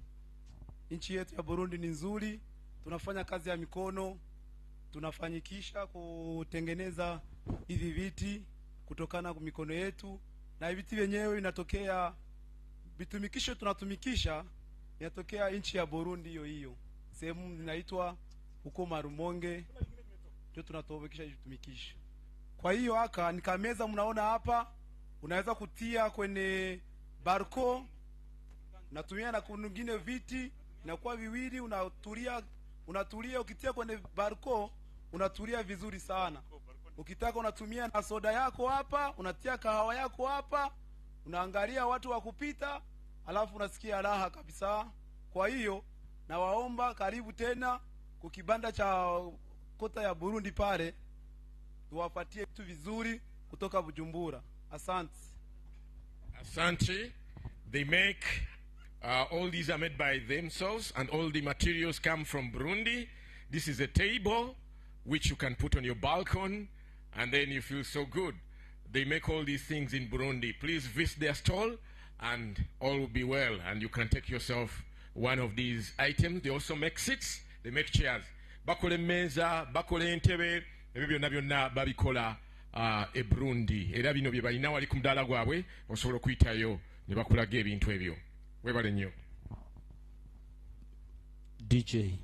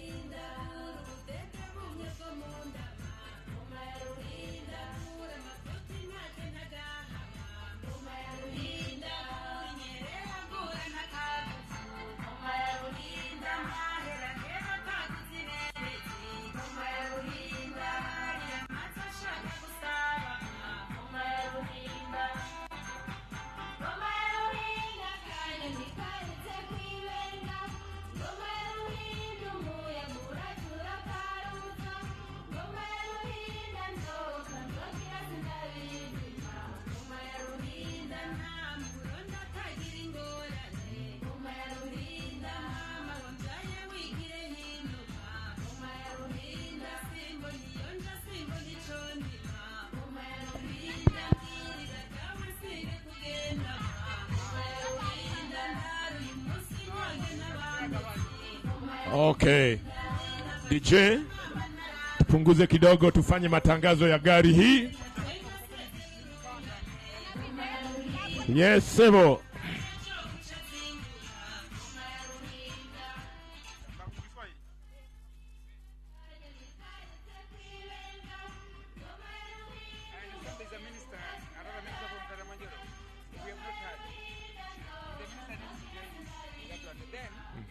Now we are coming here. We need partnership nominees here. We need to have a brief function here. Yes. So just say that now the chief guest is coming to the dais. Okay. Then I think so that to attract people after the national anthem and prayer, and I think we can have some entertainment. Yeah, maybe before the speech. Yeah, to pull people. Because people have already gone. Yeah. So those dramas they can stay in the building. So if you plan this thing. Yeah. Sasa watu wameenda, hata watu wamewacha chief guest peke yake. Hata tunawaita sasa. Wa Burundi badala ya kutembea na mimi wamueleze wameenda. Burundi. Hata nafanya. Kila mtu anafanya kitu yake. She's coming here right now. Okay. Basebo twagala okwaniriza Minister of State for Karamoja Affairs, Agnes Nandutu, and then the chief guest for today.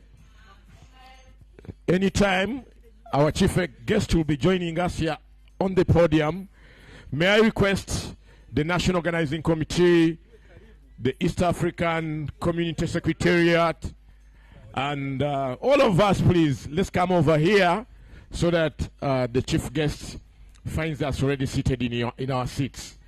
Tusaba mwenna muje wano omugenyi waffe agenda kutusanga. MC number 2, fanya hiyo matangazo. Tunataka kila watu wote wakuja hapa.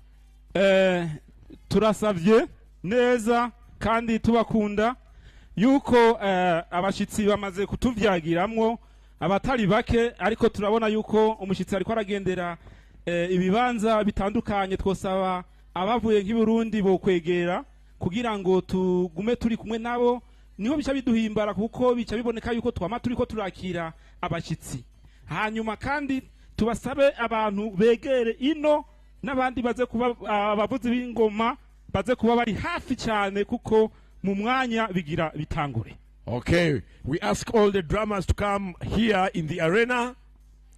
Please tell them the drummers to come over here because we want them to receive abavuzi b'ingoma babe baregera begere n'ingoga vyihuta nibasanzare kuko abashitsi bagira batuvyagira imwe. Hanyuma turaza kubandanya tugira ibimenyeshwa mu mwanya niba abashitsi. Okay, all Burundians, we expect you to be here.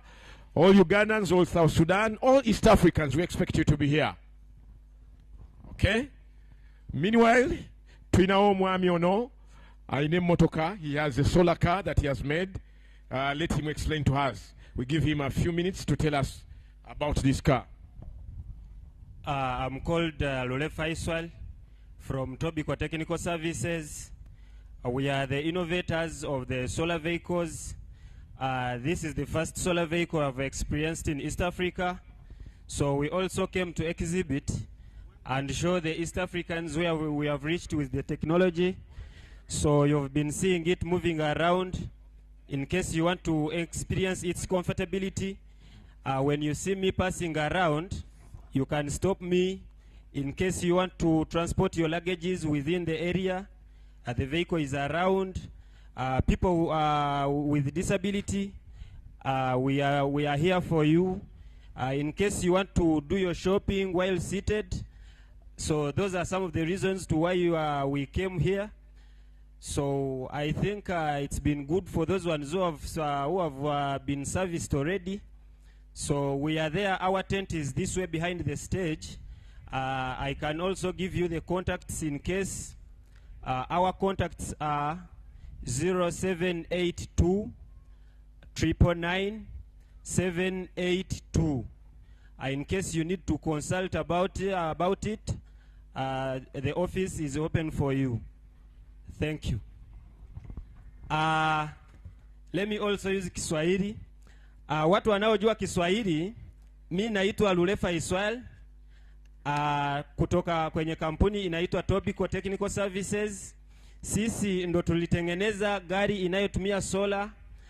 Hiyo gari tumekuja nayo ili tuwaonyeshe watu wa East Africa tulipofika na teknolojia, na gari ipo tayari kwa kusafirisha mizigo, na watu ambao hawana uwezo wa kutembea tuko hapa kuwatembeza. Kwa hiyo tunawakaribisha sana. Namba zetu za simu, ukitaka kutupigia simu au kuna maswali unataka kuuliza au kuna kitu unataka kujua, ni 078 99 97 82. Abakozesa olulimi Oluganda, nze mpitibwa Lule Faisal okuva mu Tobiko Technical Services. Feba innovators oba abayiiya ab'emmotoka ekozesa amaanyi g'enjuba, naffe twazze wano mu mwoleso okulaga East Africa weetuuse mu bintu bya science ne teknologiya n'ebyobuyiiya. Emmotoka eyo twagireese tubasomese ku butya bwekola n'okubanga ebayambako ku mirimo nga okutambuza ebyamaguzi byammwe munda wano, n'abantu abatasobola kutuuka we basaanidde kutuuka tubatuusaawo. Oba olina byoguze ng'oyagala kubitwala we wapaakinze, gye gimu ku mirimo gye tukolera munda wano.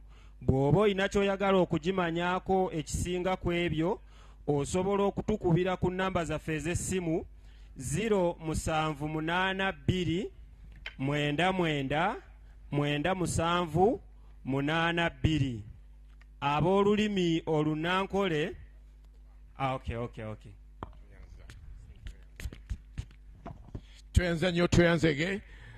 Please join us around the podium. We want you to be seated here. Wagoma mkuja hapa jameni. Mkuja hapa arena hapa. Tutachezea hapa. Come here, the drummers. We want you here. This is where the guest of honor is going to be seated. Mugeni mkwata keti hapa. Mlete ngoma hapa. Hey, mlete ngoma hapa jameni. Dusabe abavuzi b'ingoma begere aha kugira ngo umushitsi aza kwicara uru ruhande gwaha, nico gituma muza kuvugiriza ingoma uru ruhande gwino. Mukanya gato, muda mdogo tutaendelea na ratiba zetu, lakini kidogo MC kuna dada mtanashati kidogo. Okay. Anaweza akatuambia yuko na mali gani pale, na tukuombe kidogo utuambie bidhaa ambazo umeleta. Kwa jina naitwa Henriette Shimiman, naishi Burundi, Bujumbura. Nineleta mahereni kwa wasichana na wamama pamoja na bangili za mikono.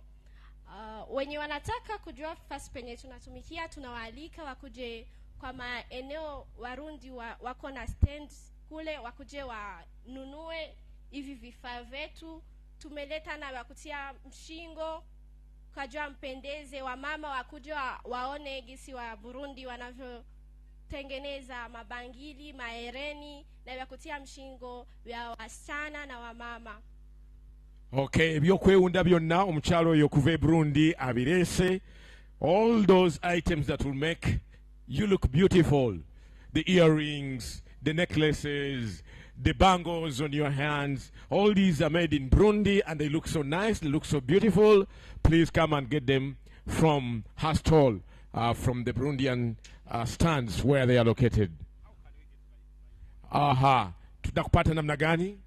Wanaweza kanipata kwa namba ya simu ni please 257 546 889. Okay, thank you very much. Asante sana. DJ, tupatie music.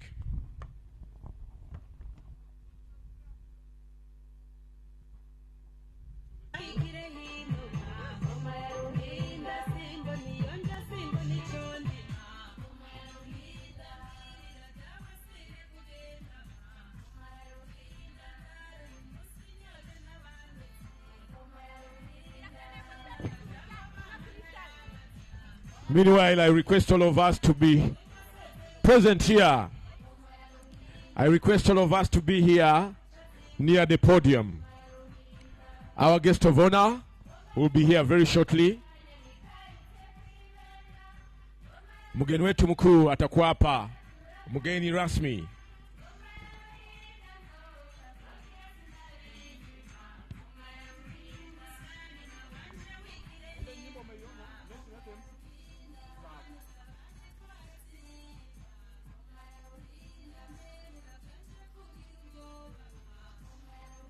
Okay. Kuna jamaa moja hapa hata anayo nini?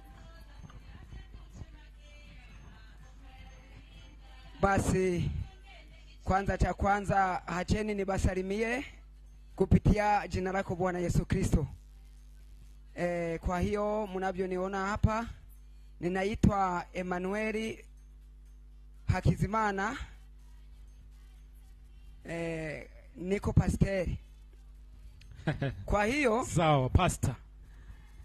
Nimewaletea vifao kama vya jikoni hivyo. Biko vifao tofauti vinavyotengenezewa kwa miti inayoitwa misave, inayoitwa mabambu. Yani ukitaka kujua vingi unaweza ukafika pale ile fasi ya stand ya Warundi pale tunapo stand, unaweza kuangalia vingi zaidi. Kwa kuwa tuna masahani mazuri, masahani ambayo yametengenezwa kwa mbao.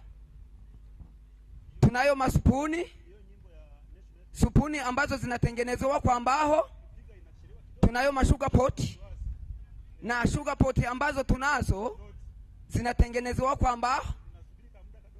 Tunazo milk pot na hizo zinatengenezwa kwa mbao. Tunazo mahot pot kubwa zinatengenezwa kwa mbao. Tray tunazo. Wewe usiogope, kuja tu uone vitu ambavyo tunavyotengeneza katika Jumuiya ya Afrika Mashariki. Kwa hiyo hatutaendelea na kushiriki na vile vifao vya wazungu tu. Inapaswa tutumie vitu vyetu ambavyo tunaweka chakula hatupate magonjwa yoyote. Utakuta kwa ndani kiko natural kabisa. Natural ukikula ni kawaida tu. Haukule ukisema eti nitapata magonjwa baadaye, hapana. Ni natural. Ili tunapenda tuepushe ugonjwa wa kila aina inayotokana na yale marangi ya wazungu wanayopaka kwenye masahani na vifao vinginevyo wanavyotengeneza. Asante sana.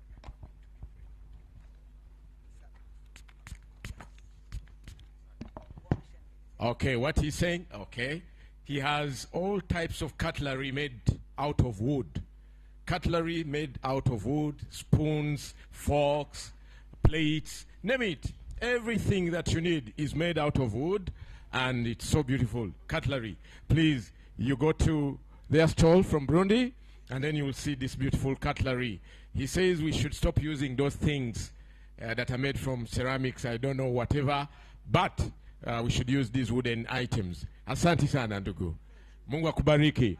Ebikopo ebijiko byonna ebikolebwa mu miti byonna abakulu abava Burundi babina. Twende mbele DJ.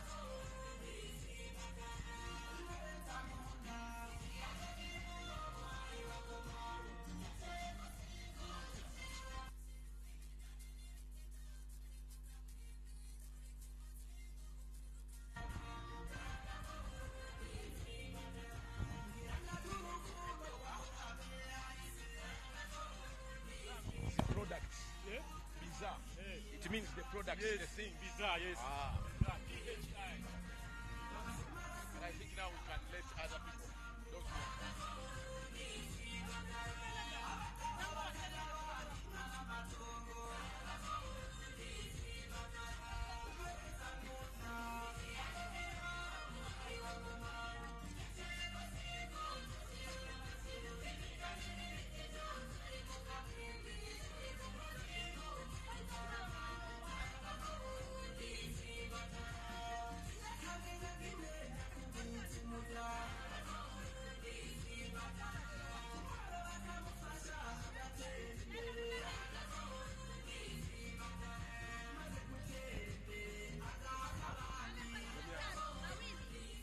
Okay. The lady in charge of serving the high table, please. The lady of the fridge here. Hako. All right. Inaonekana bidhaa kutoka Burundi zimeisha. Nao tutafungua kwa kila watu ambao wanataka kufanya matangazo. Bidhaa kwa Burundi hazijaisha. Siwaoni. Tuombe watu kutoka Burundi waje watangaze bidhaa zao. Kwa mfano kama MC. Yes. Mimi nimetoka Burundi. Kweli. Nami niko na bidhaa. Tuelezee. Bidhaa yangu ninatengeneza matunda.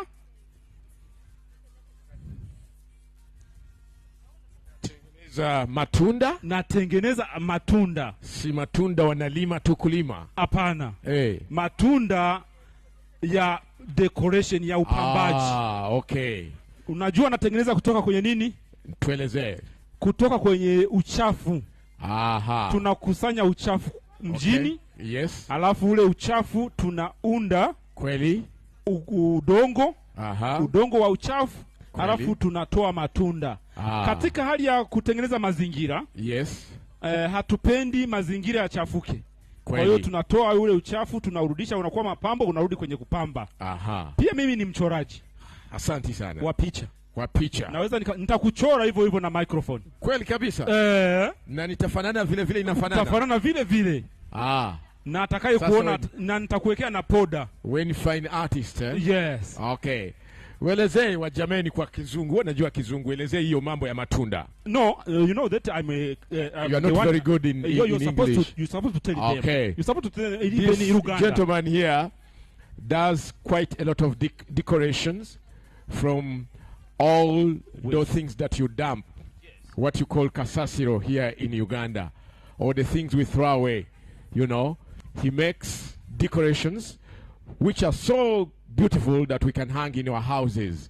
This is what he does, my second MC. He's also mufanya biashara, or he's a businessman too.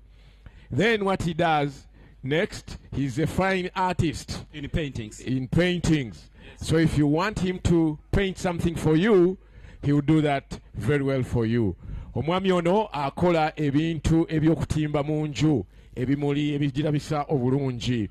Era bw'oba oyagala ebintu ebyo abikukolera bulungi.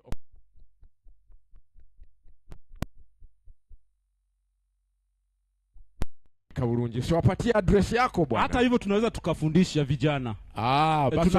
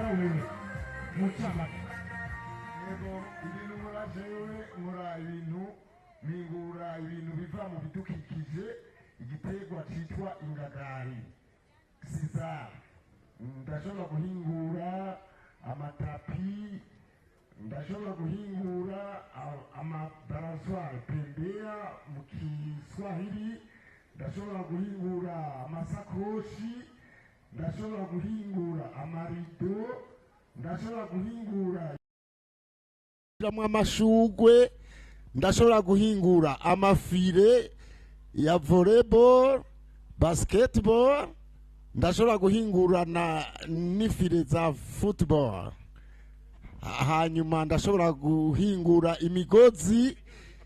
imigozi ishobora gukora ku mabanki amabanki yose yo mu Burundi na KDB irimwo amabanki nayo hanze turashobora gushorerayo imigozi iboha amafaranga hanyuma ivyo bigaca bidutuma twiteza imbere hanyuma turashobora gukora n'inkofero ziva mu migozi turashobora guhingura n'ibindi bitari bikeyi murakoze. Hebu tuelezee amesema nini? Huyu anaitwa Mkatabei. Anatoka nchini Burundi. Mkatabei yani anakukatia bei kwa ndogo. Okay, bei rahisi. Yani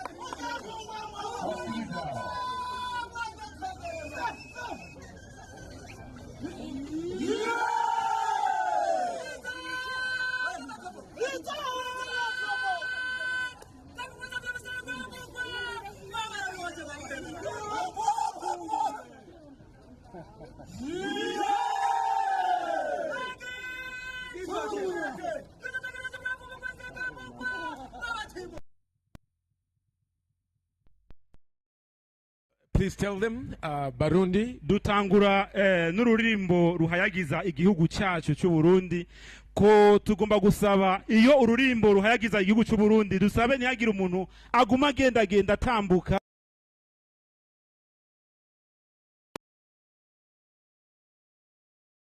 Burundi. Ahantu bosi bari ni waombe watu wote wakati wimbo wa taifa unapokuwa unapigwa, tunawaomba watu wasio wanatembea kuheshimu na kuweka hali nzuri kwa ajili ya wimbo wa taifa. Ni makosa kutembea bila ridhaa yoyote ile wimbo wa taifa unapokuwa unaimbwa. Okay, can we have the national anthem for Burundi?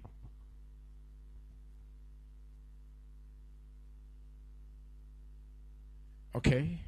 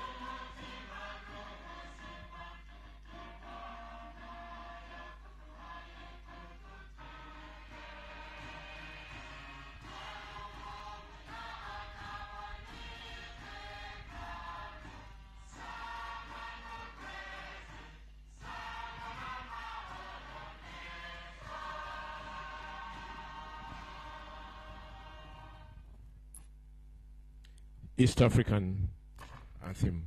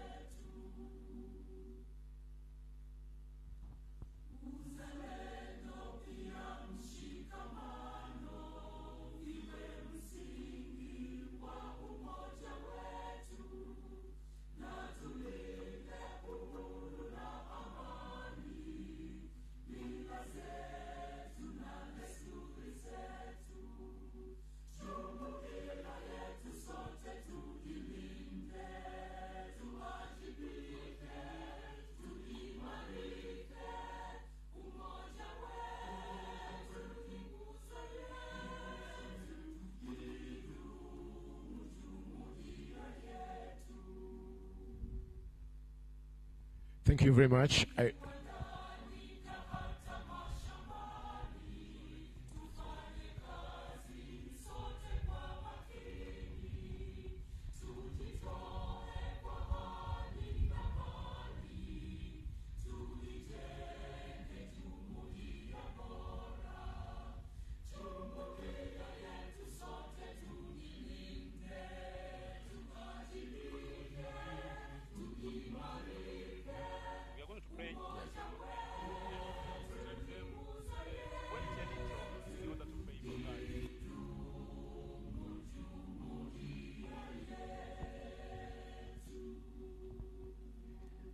I request you to remain standing as I invite Pastor Emmanuel Hakizimana for a very brief prayer.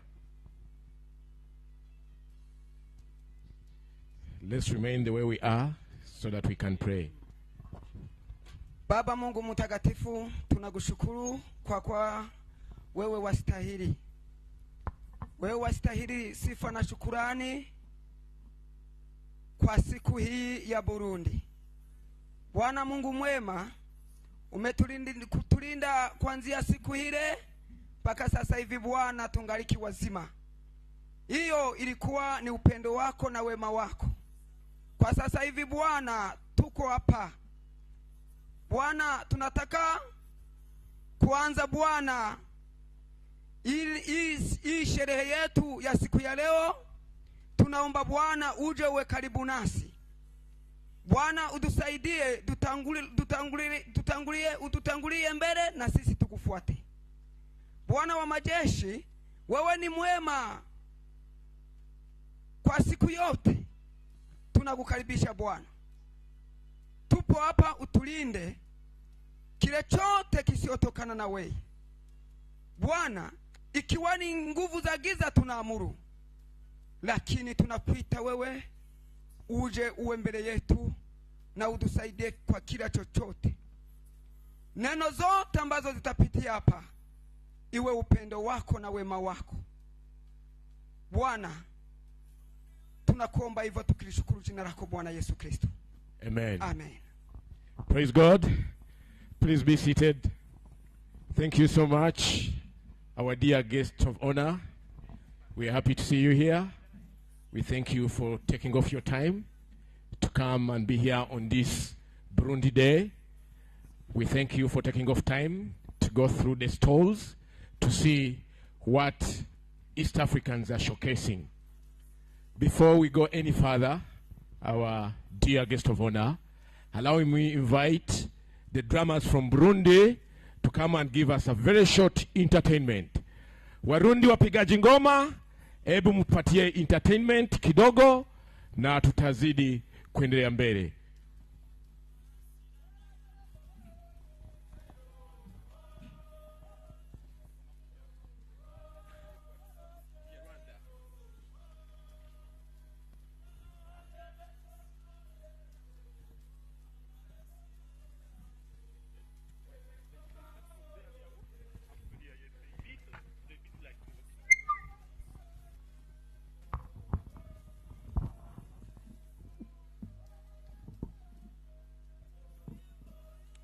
entertainment from Burundi drummers. Remember, this is Burundi. As they come, I would love to remind all of you that the government of Uganda has provided free internet. NITA-U is the password.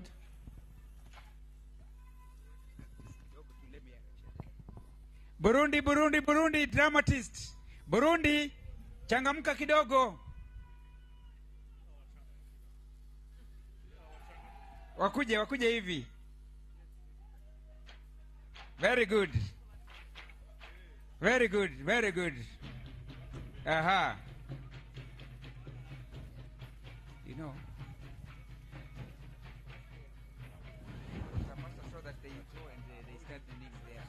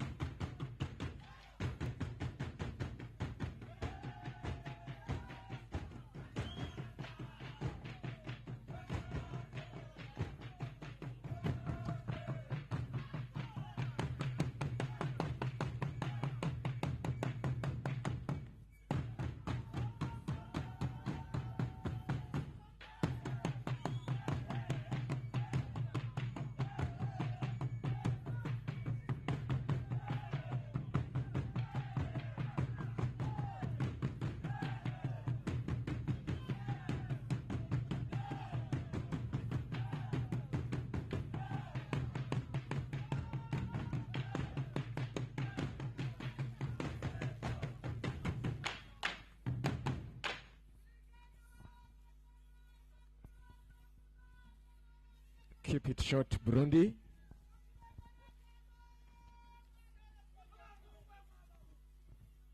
Okay, thank you very much.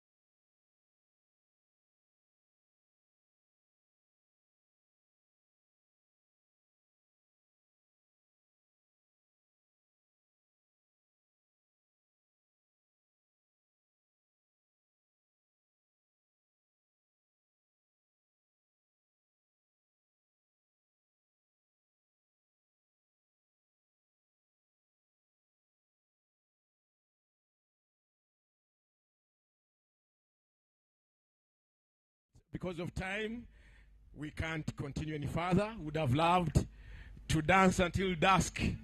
Unfortunately, we don't have that much time. Our guest of honor, our dear guest of honor, once again, we welcome you to this Burundi Day. This is the third day for one of the partner states. Yesterday we had Tanzania here. The other day it was Uganda. Tomorrow it will be Kenya. And then later it will be Sudan, it will be DRC, it will be Rwanda. All the partner states will have a day here. And each state is showcasing what we have in these states. Ladies and gentlemen, in the interest of time, I would love to invite the following people to make some remarks.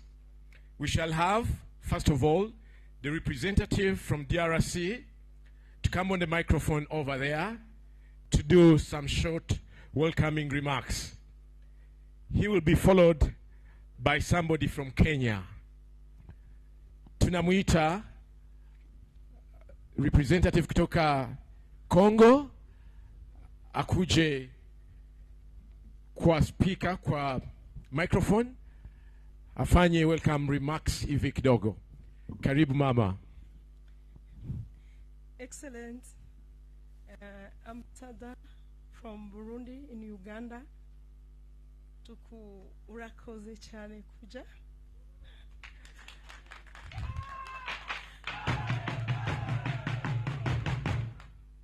Turakwakira muri Congo. Turakukunda cyane. Madame l'ambassadrice du Burundi en Ouganda, nous vous accueillons au Congo, notre pays.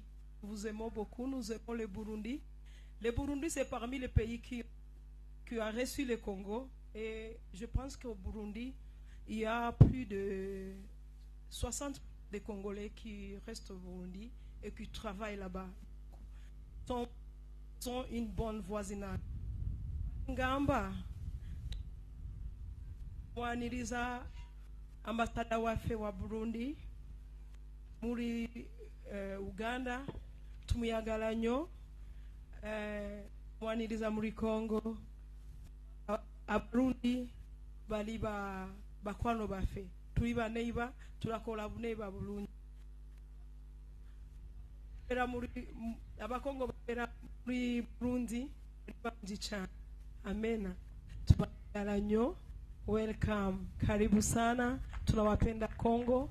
Acha upokee salamu kutoka kwa president wetu wa Kongo, na tunashukuru tena sisi Wakongomani kutukaribisha East Africa. Tunashukuru tena wa organisateur wa East Africa Community wa hii Jua Kali exhibition. Tunasema asante sana, Mungu awabariki sana. Karibu tena Kongo. Tunategemea kuwapokea katika nchi yetu na tunawashukuru sana. Asante. Asante sana.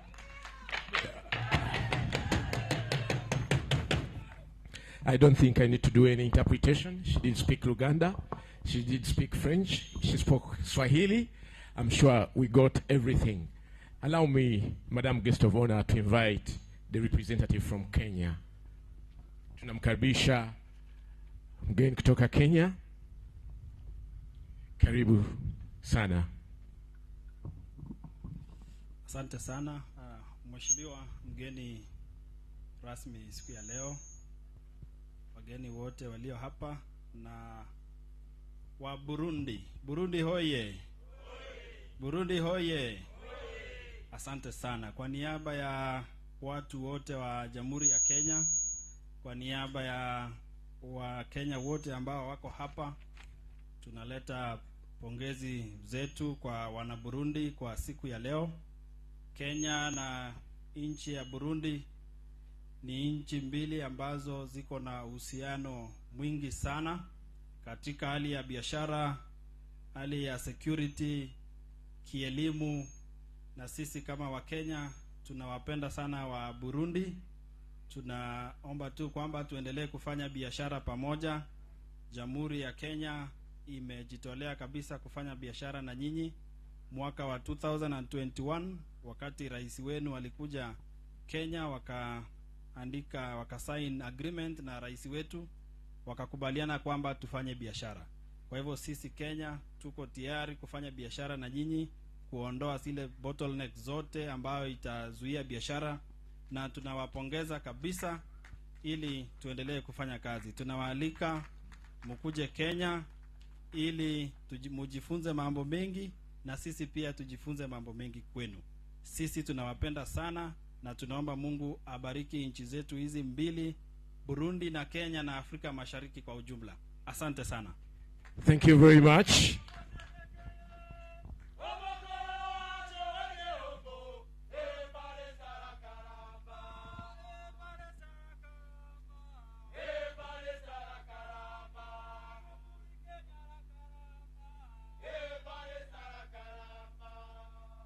Okay, the gentleman said he brought greetings for you from Kenya. You have a lot in common with Kenyans, the Burundians, in terms of business and many other things. And since 2001 or 2001, when your president visited Kenya, you agreed that you'll be doing business together, Burundians and Kenyans. And he hopes that we'll continue doing business over there. Thank you very much, ladies and gentlemen. Basi bane banyabo omukuru wa Kenya agambye tibaine nkolagane nungi ne banaffe okuva e Burundi era nga okuva president wabo yakyala eyo bakiriziganya nti banakolanga bonna mu business. Allow me, guest of honor, to invite someone from Rwanda. Welcome, Madam from Rwanda.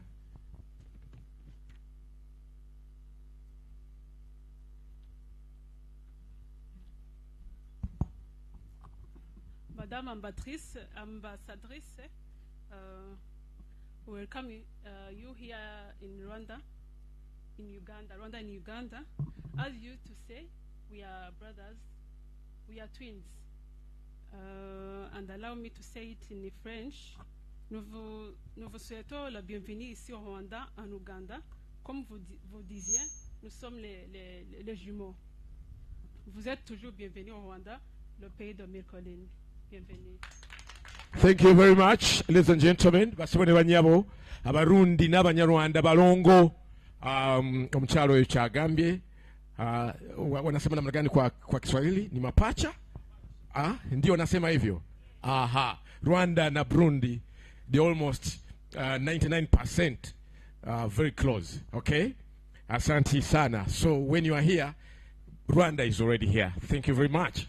May I call our neighbors in the north, South Sudan? Somebody from South Sudan.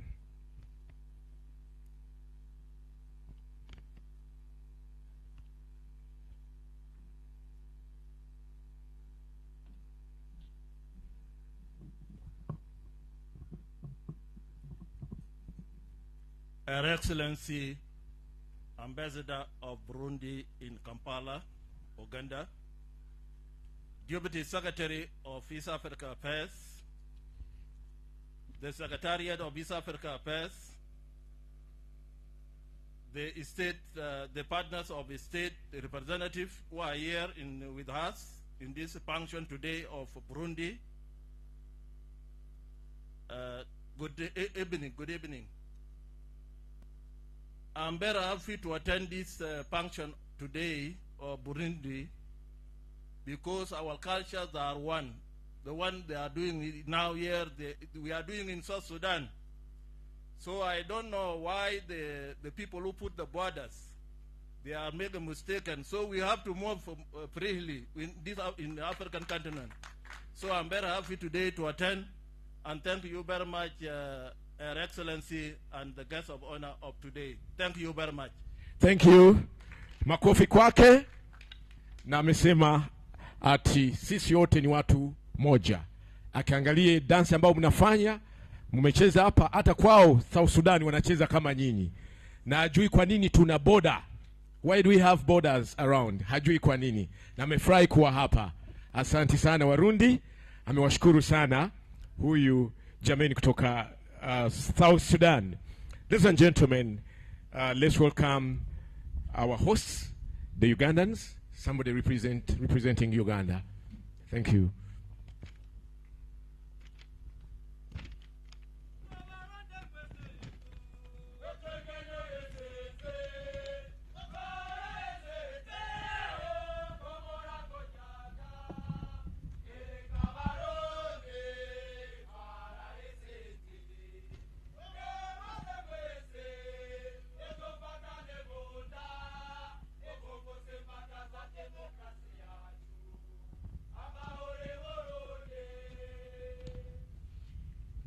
Thank you very much, our chief guest for today. Ambassador, you are welcome to this function and to Uganda. Abarundi mwese twashimiye kubabona mu gihugu cha Uganda. Burundi buhire. Sibyo? Burundi buhire, hagarara, haguruka. So I usually pick a few words. So netwe mu Buganda ekirundi turakivuga gatoya, tuli bantu bamwe. We are one culture, one language, all the way from Mbarara to Bujumbura to Makamba to Ngozi. We speak the same language. So we are here as one East Africa, as one country. We welcome you. This is your day. We are here to give you the support that you deserve as a partner state. But as Uganda, from the leadership of the ministry, my permanent secretary, the minister, they send you regards, but also the leadership of this country, from the president and all cabinet ministers, they know that this is Burundi Day, and they are happy with all that is going on. So thank you very much. God bless you. Okay.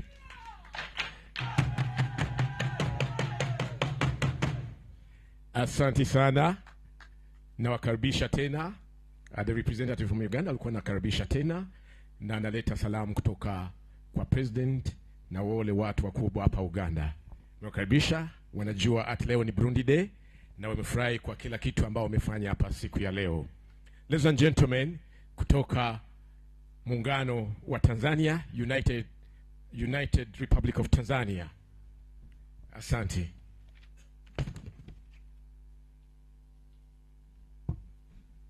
Mheshimiwa mgeni rasmi na barozi wa Jamhuri ya Burundi nchini Uganda, waheshimiwa wawakilishi wa nchi mbalimbali za Jumuiya ya Afrika Mashariki mliopo hapa mbele, mabibi na mabwana, itifaki imezingatiwa. Burundi hoye! Burundi hoye! Ndaishimie oye! Asanteni sana.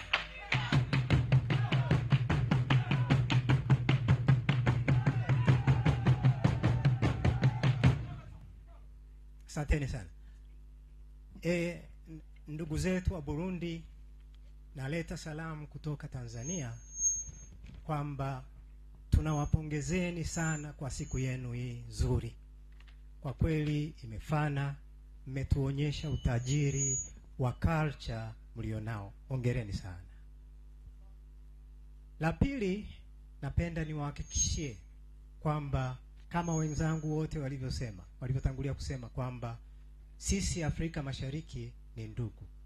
Burundi na Tanzania tuna historia ya kipekee. Ni ndugu ambao tumeshikana kikweli kweli. Na undugu wetu unakuwa mkubwa zaidi kwani huwa tunashikana zaidi wakati wa matatizo. Tanzania na Burundi tumekuwa tukishirikiana wakati mna matatizo. Kutokana na hilo ni kwamba Watanzania tunafurahi kuona hatua za maendeleo ambazo Burundi inazifanya katika kipindi kifupi baada ya kutoka katika matatizo ambayo yamekuwa naikumba kwa siku nyingi. Kwa hiyo niwapongezeni sana kwa kupiga hatua hii kubwa.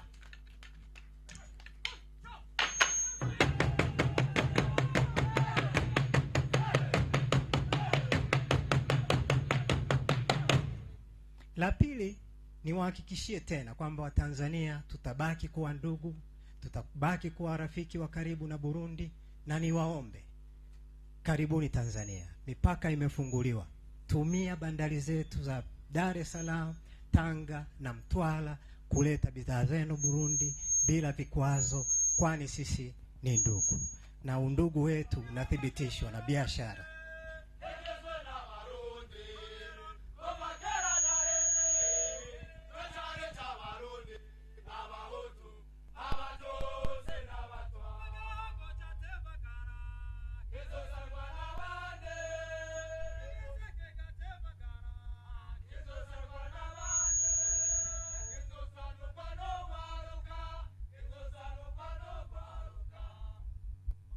Asanteni sana. Mwisho niwatakie siku njema sana. Tumefurahi kuwa na nyinyi na bado tutaendelea kuwasapoti kama ndugu. Asanteni sana. Okay, tumpigie makofi.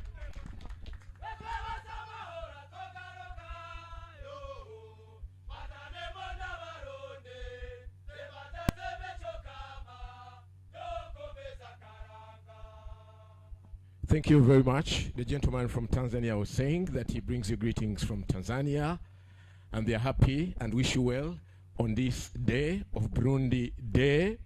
They are very happy of the developments that they see happening in Burundi in this very, very, very, very short time, and inviting you, Burundian, to use their ports. The ports, Dar es Salaam, Mwanza, everywhere, please use their port. He wishes you well on this day. Thank you, Asantini Wandugu. May I now invite, ladies and gentlemen, the Vice President of SIMSO East Africa and the President of Chamber of Arts and Handcraft of Burundi, private sector.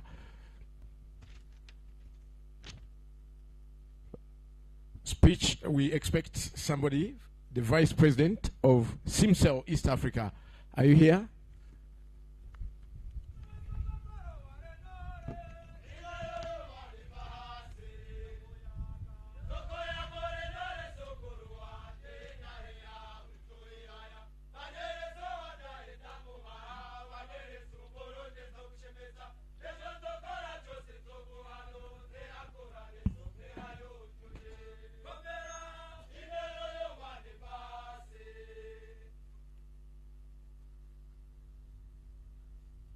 Uganda oye.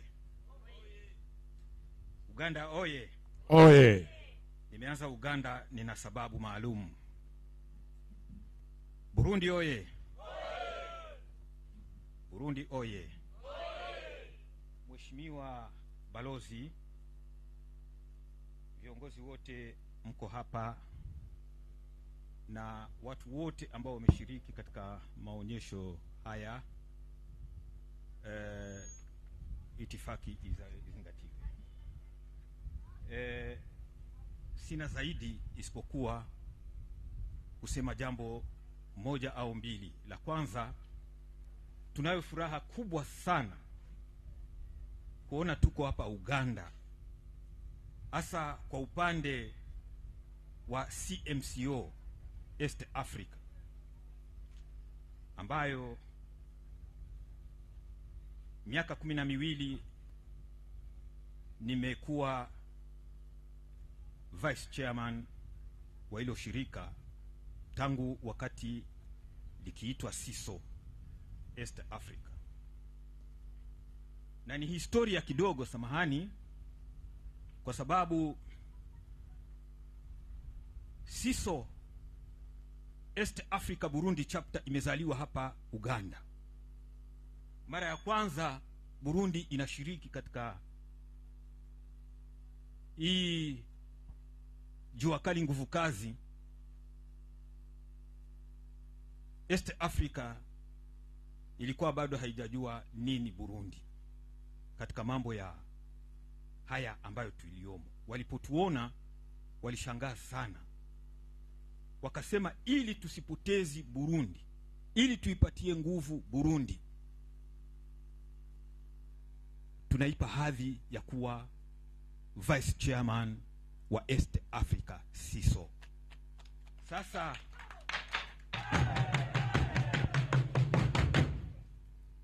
leo kama East Africa SISO inaitwa CMCO, Confederation of Medium and Small Enterprises, tunajivuna sana. Tunajivuna sana na tunafurahi kuona jinsi East Africa inaendelea, tena kwa kushikamana na nchi zingine zinaingia. Hii ni dalili nzuri ya kuonesha kama tuko wamoja, na kuwa wamoja ni katika kuonesha vitu kama hivi. Mwaka hadi mwaka mambo yanabadilika, sio kubadilika kwa ubaya, ni kubadilika kwa kuonesha sura nzuri, kama jinsi tulivyokaribishwa katika East Africa. Sudan ikaingia, Kongo imeingia, bila shaka patakuwa na nchi zingine kuonesha kama tunatafuta ule umoja wa Afrika. Nimesema kwa niaba ya mwenyekiti, angesema mengi na mazuri zaidi, mimi sina, lakini yangu mafupi ni hayo, na ninatoa salamu kabisa kutoka Burundi kwa Warundi wote na wajasiriamali wote. Wanasema Uganda tunashukuru, Mungu awabariki, na sisi kwa sababu tumezaliwa Uganda tunaendelea kusema asante, asante, asante. Mungu aibariki Afrika ya Mashariki na watu wake. Asante sana.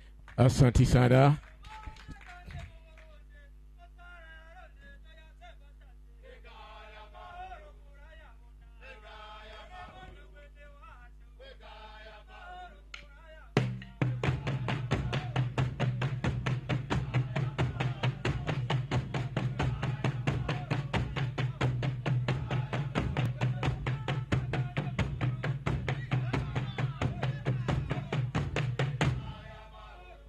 All right.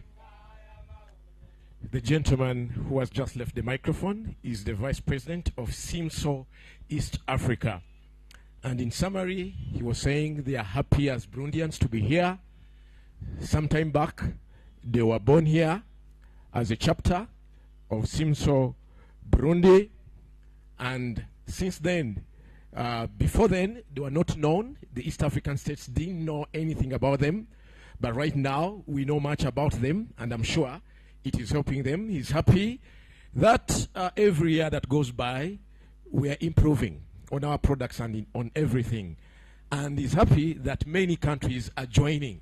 Now we have Congo, we have South Sudan, and we hope that once upon a time, we shall unite all of us as Africans. He brings you greetings from Burundi.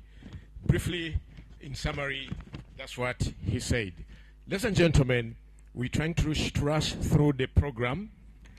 Allow me nimuite tena Secretary General wa East African Community. Allow me to invite the Secretary General of the East African Community to come and give his remarks. Okay. Sorry for the sunshine.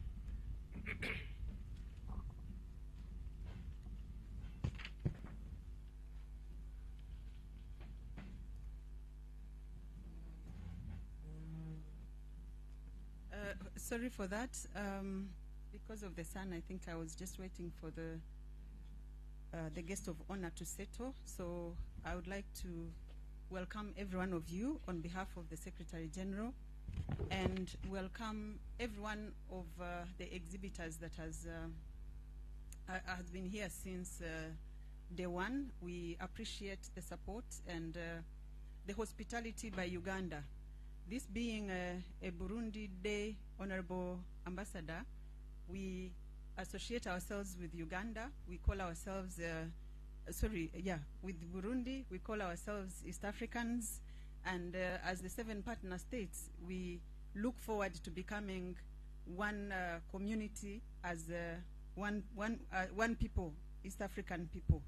So, Honorable Ambassador and our chief guests, we would like to welcome you and encourage every one of us here who is supposed to be with Burundi.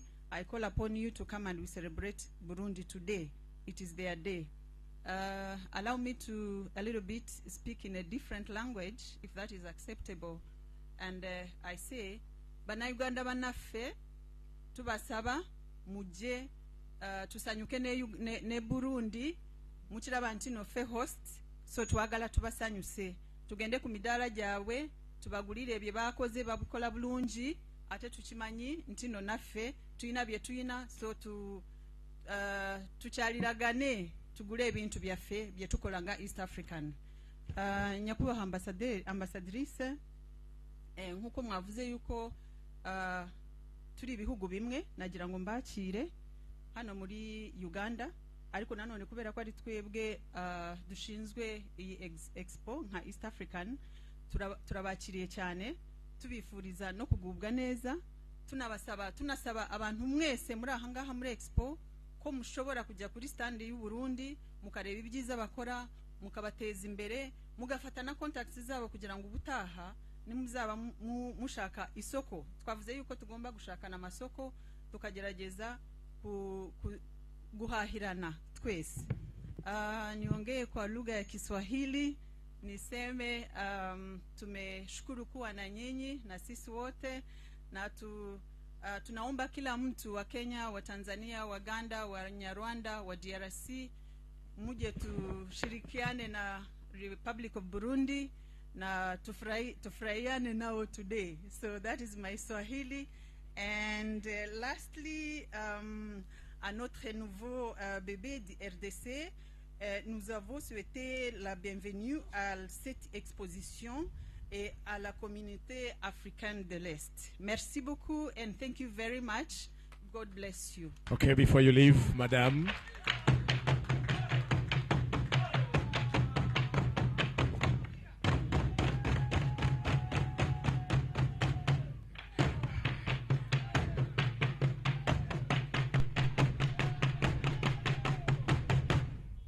Thank you. Before you leave, Madam, on behalf of the Secretary General still, we ask you to recognize the Burundi Organizing Committee. We have a list there of the Burundi organizing people to recognize, and thereafter I will ask you to invite our chief guest. I can see you spoke all the languages, and it will be very easy for you to do.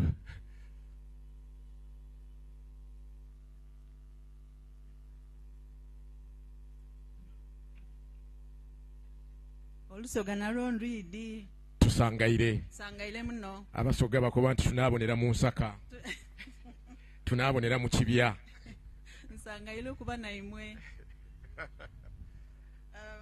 So we recognize today, thank you very much, the organizing committee for Burundi for the very good work that they did in making sure that this particular exhibition is a success.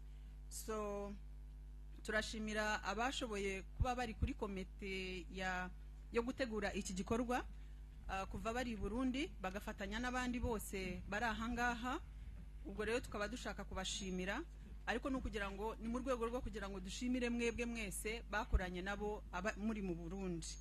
Rero uwa mbere turi bushimire uyu munsi ni baturwa nayo Pascal, ashobora kuza imbere akakira igihembo cye, ariko ndasaba ko nyakubaha ambasaderi aza akaba ariwe ubaha icyo gihembo.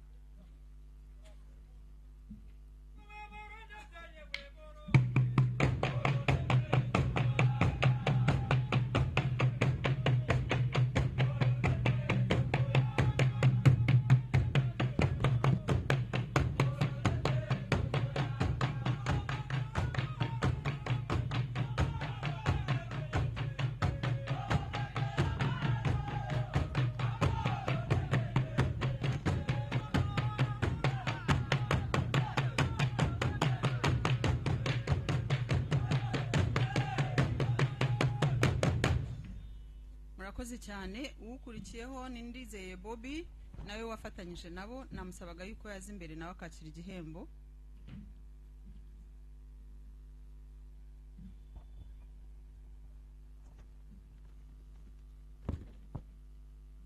So we are just recognizing the Burundi Organizing Committee, and the leader is Batura Nayo Pascal. He has already received his present. And Ndizeye Bobby, he has already received. And we are now inviting Jumapili Rajab to come forward and receive his gift.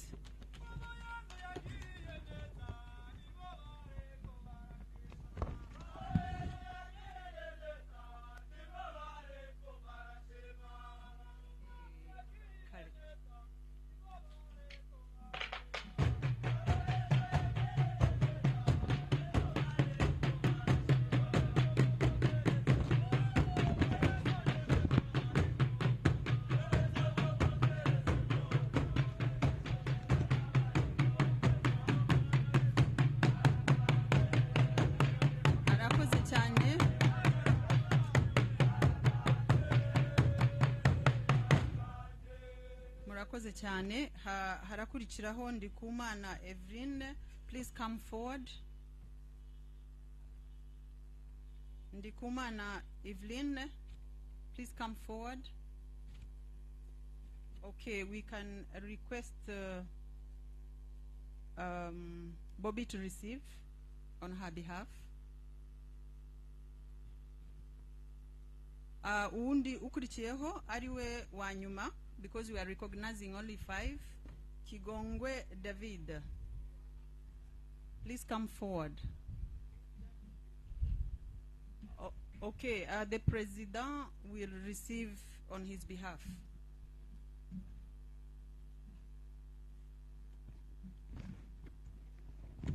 Okay, thank you very much.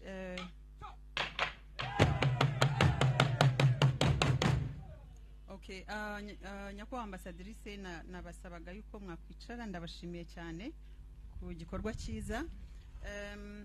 As I conclude this particular, before I invite the chief guest, I would like to recognize the presence of Madam Edith Mwanje, the Permanent Secretary for the Ministry of EAC Affairs Uganda. Badde njagala njanirize nnyo omukulu waffe Madam Edith Mwanje atuuse ssaawa zino okubeera naffe.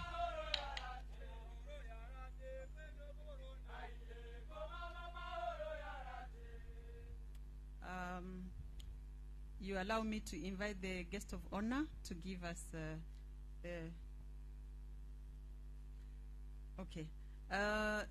Turangije kino gikorwa, nasabaga yuko nsaba umushyitsi mukuru wacu kwaza akaduha ijambo nyamukuru. Mbasabye yuko niba n'abarimo gucuruza twaba twihanganyeho gatoya tugatega amatwi, niwe mushyitsi dufite uyu munsi, kandi turizera yuko ijambo ari butugezeho ridufitiye akamaro kugira ngo riteze imbere ibyo turimo gukora ubu ngubu. Reka rero tumwakire kandi mwifurije amahirwe.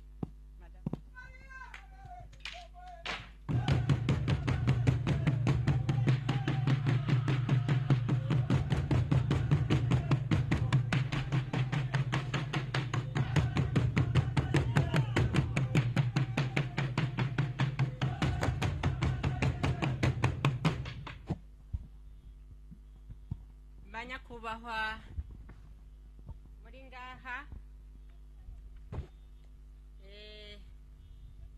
bene gihugu bakarere ka Afrika y'ubuseruko, ndugu zangu mlioko mahali wa Afrika ya Mashariki, tugira mahoro, tuwe na amani, tugira mahoro, tuwe na amani. tugira mahoro.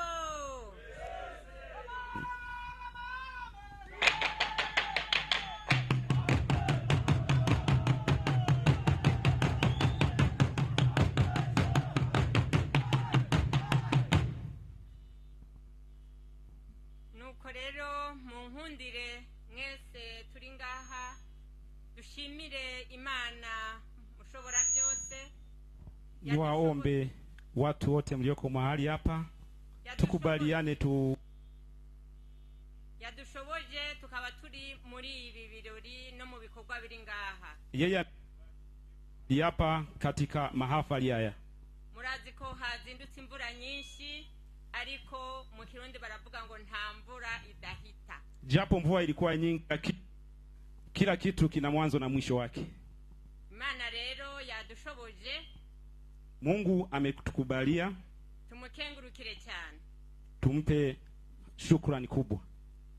Ego kubw'izina ry'igihugu cy'u Burundi, Kwa jina la nchi ya Burundi, mpagaze ngaha kubw'umushikiranganji ajejwe iby'akarere ka Afrika y'ubuseruko mu Burundi. nimesimama kama wakili wa Afrika Mashariki nchini Burundi. Mboneyeho n'akanya ko kubashikiriza indamutso y'umukuru w'igihugu nyenicubahiro Evariste Ndayishimiye.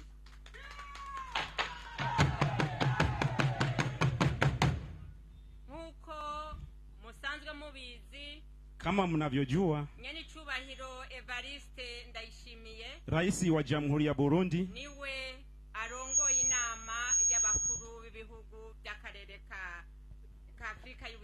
ndiyo kiongozi wa Afrika, Jumuiya ya Afrika Mashariki.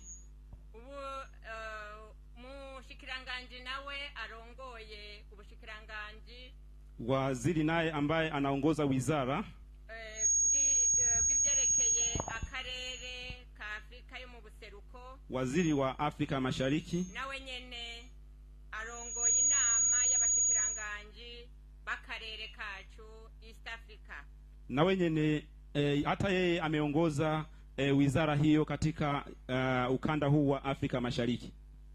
Mboneyeho rero gushimira Ninawashukuru abakuru b'ibihugu byacu twese viongozi wa nchi za Afrika Mashariki ingene bagiye inama, jinsi walivyokaa kikao bagashika ku ngingo yo gutegura iri higanwa na kufikia hatima ya kuweza kuandaa maonyesho haya.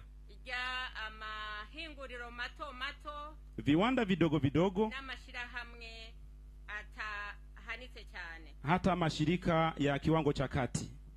Rero nukuri biyumviriye neza, Walifikiria vizuri sana, kandi iri higanwa riguma rigendagenda mu karere kacu. maonyesho haya yanakwenda inchi baada ya inchi.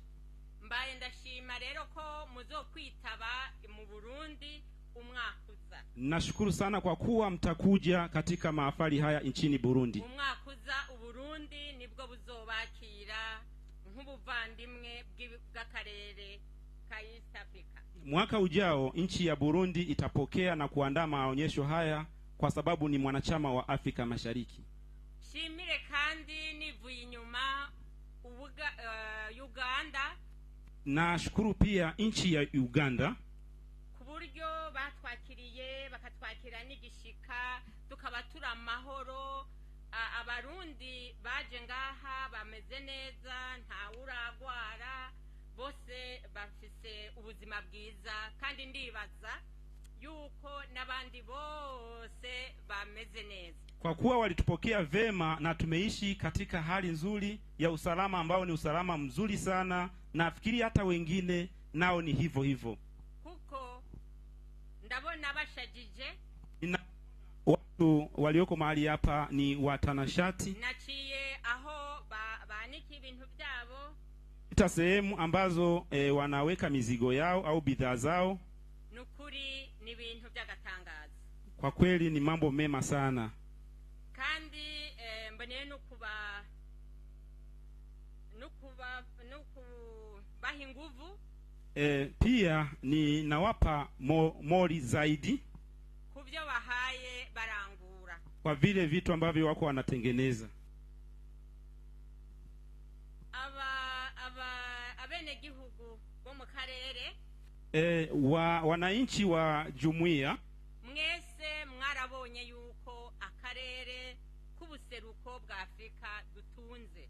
Nishaona ya kwamba maeneo yetu ya jumuiya ya Mashariki tuna thamani ya vitu vingi na sisi ni matajiri. Aho tugeze si bose bazanye ibyo bahingura, ariko uragenda ukaruha. Si kwamba waliofika mahali hapa wameleta mambo yote, lakini wameleta baadhi na ni vingi sana. Turabashigikiye, tunawapa nguvu zaidi, tubifuriza gutera baje imbere. Tunawapongeza na muweze kuendelea mbele zaidi. Userukira igihugu cha Sudani yo hepfo, yeye ambaye ni wakala wa nchi ya Sudani ya Kusini, yibajije gituma hari imbibe. Amewaza kwa nini kuna mipaka. Izo mbibe zashizweho n'abakoloni. Mipaka hiyo iliwekwa na wakoloni. Ninacho gituma abategetsi bacu, abaprezida bacu bagiye inama yo gukuraho izo mbibe. Ndiyo maana viongozi wetu, marais wa nchi zetu wamefikia hatamu ya kuondoa ubaguzi huo wa mipaka. Kuko imbibe ziba mu mutwe. Mipaka mara nyingi inakaa katika kichwa. Naho hatoba hari urubibe ushaka kwankana n'abene gihugu bari hirya murankana kandi atamusitaro hari. Hata kama kuna mipaka, ukiamua kufarakana na mtu ambaye yuko mpaka mwingine inawezekana tu. Ariko n'abaperezida bacu bama batubwira yuko inguvu zacu ari ubumwe bwacu. Viongozi wetu mara nyingi wanatuambia kwamba nguvu zetu ndio umoja wetu. Rero tubufate ubumwe nk'ishimikiro ry'iterambere. Tuombe umoja huu tukamate kwa nguvu kama nguzo ya maendeleo. Umurundi yamyavuga ati mwubahwa bodi yavuze yamye atuganirira atubwira ibintu usanga bigora abene gihugu ariko bitari kwa matagisi. Kiongozi mmoja amejaribu kuelezea vitu ambavyo vinasumbua raia lakini havina hata ushuru. Ugasanga abantu bashinzwe kuba kumbibe batakira neza abene gihugu bariko barishorera utwabo canke bariko baraja kuraba intara ibindi bihugu. Wanajaribu kuzuia watu walioko mipakani ya kwamba wasiweze hata kuuza vitu vidogo katika jamii ambayo iko husika mahali hapo. Ivyo rero nibyo dushaka kuvavanura navyo. Hayo tunahitaji kuondokana nayo. Abarundi binjire mu Rwanda. Warundi waingie Rwanda. Abanyarwanda bahahire mu Burundi. Wanyarwanda waingie Burundi. Abarundi binjire muri Kongo. Warundi waingie Kongo. Bashikana ibyo bahashe neza. Kongo baze. Waweze kuuza na kufanya biashara pasipokuwa na mpaka yote ile. Tanzania yugurura imiryango neza nabo bantu bagifisa kadada bavemwo. Tanzania ifungue mipaka vizuri nao watu ambao wako na mambo mengine ambayo hayawezekaniki yaondoke. Nivyo umujyambwa abumwe ariko agatokisha umuryango. Simbuze ko Tanzania abantu baho bameze nabi ariko na karorero. Si kwamba nimesema Tanzania wako hivyo, isipokuwa huu ni mfano kwa sababu mtu mmoja ukira. Uganda imeze nka Dubai y'u Burundi. Uganda, nchi ya Uganda iko kama nchi ya Dubai. Imeze nka Dubai y'u Burundi. Uganda iko kama nchi ya Dubai kwa upande wa Burundi. Abarundi bahahira byinshi mu Buganda. Warundi walio wengi wanafanya biashara nchini Uganda. Rero ivyo byose byoza bibangamira iryo soko y'Abarundi, iryo soko y'Abaganda mu Burundi bibeho. Vipingamizi vyote ambavyo vinaweza vikaleta madhara kwa Warundi wanaofanya biashara Uganda au nchini Burundi viondoke. Abarundi baraciye umugani bati muryango mwiza nuwo sanzara. Warundi wana mithali moja isemayo kwamba familia njema ni ile inayosambaa. Burundi bwaragiye ntimubone ngo Sudani yo hepfo iri kure. Abarundi bariyo. Wako mahali pote pale katika jumuiya hii. Rero na Sud Sudan nayo nyene iri muri aka karere kandi nabo nyene tushaka yuko twokorana tufatanye mundi. Na Sudani ya Kusini iko katika jamhuri hii ya Afrika Mashariki, tunahitaji nao pia waweze kufika hata nchini Burundi. Akarere ka Afrika yo buseruko turiteze kwakira n'abandi bose ibihugu byose dusangiye inyungu baze muri aka karere. Tunao mpango ya kwamba kila maeneo ya Jumuiya ya Afrika Mashariki tumejiandaa kwa ajili ya kuweza kupokea bidhaa za watu wanaofanya mahali popote pale. Nukuri ivyashara turabifise. Biashara tunazo. Isoko turarifise. Hata masoko pia ya uuzaji tunayo. Banshira hamwe mwese. Watu walio katika mashirika. Mwese abaje kurata ibintu byabo. Walio kuja kufanya maonyesho hapa. Mugira ubwoba isoko rirahari. Msiwe na wasiwasi, masoko yapo. Nimutere mujimbere. Tusonge mbele. Mfashe uyu mwanya kandi. Nimechukua nafasi hii pia. Nongera ntumira. Nikiwaalika bene gihugu bo muri karere Afrika y'ubuseruko wananchi wa Jumuiya ya Afrika Mashariki baze mu Burundi, waje nchini Burundi, bagire amashirahamwe yabo mu Burundi, waweze kuweka miradi yao nchini Burundi. Mu Burundi iyo ushatse gutanguza Burundi ukiamua kuanzisha biashara yako au shirika lako nchini Burundi, siku moja uriha mahera make, amahera ya Marundi 40,000. Kwa siku moja unalipa franga ya Burundi 40,000. Mvuze kugira ngo ugurura ishirahamwe ryawe n'umunsi umwe kandi uriha mahera make 40,000. Ukiamua kufungua biashara yako kama shirika nchini Burundi, unafungua kwa thamani ya franga za Burundi 40,000, yani unakubalika kufanya kazi hiyo kwa thamani hiyo. Lero turabakarabishije. Kwa hiyo tunawakaribisha, tubahaye kaze, tunawapa karibu sana Burundi, nchini Burundi, igihugu cy'amahoro, nchi ya amani, igihugu cy'amata n'ubuki, nchi iliyojaa wingi wa maziwa na asali, igihugu cy'ubutare, nchi yenye thamani ya madini. Nukuri ntacho muzobura mu gihugu cy'u Burundi, hamtakosa kitu chochote kile. Ndabahaye ikaze nyinshi cyane. Ninawakaribisha kwa moyo mmoja na mkunjufu. Murakoze. Karibuni sana.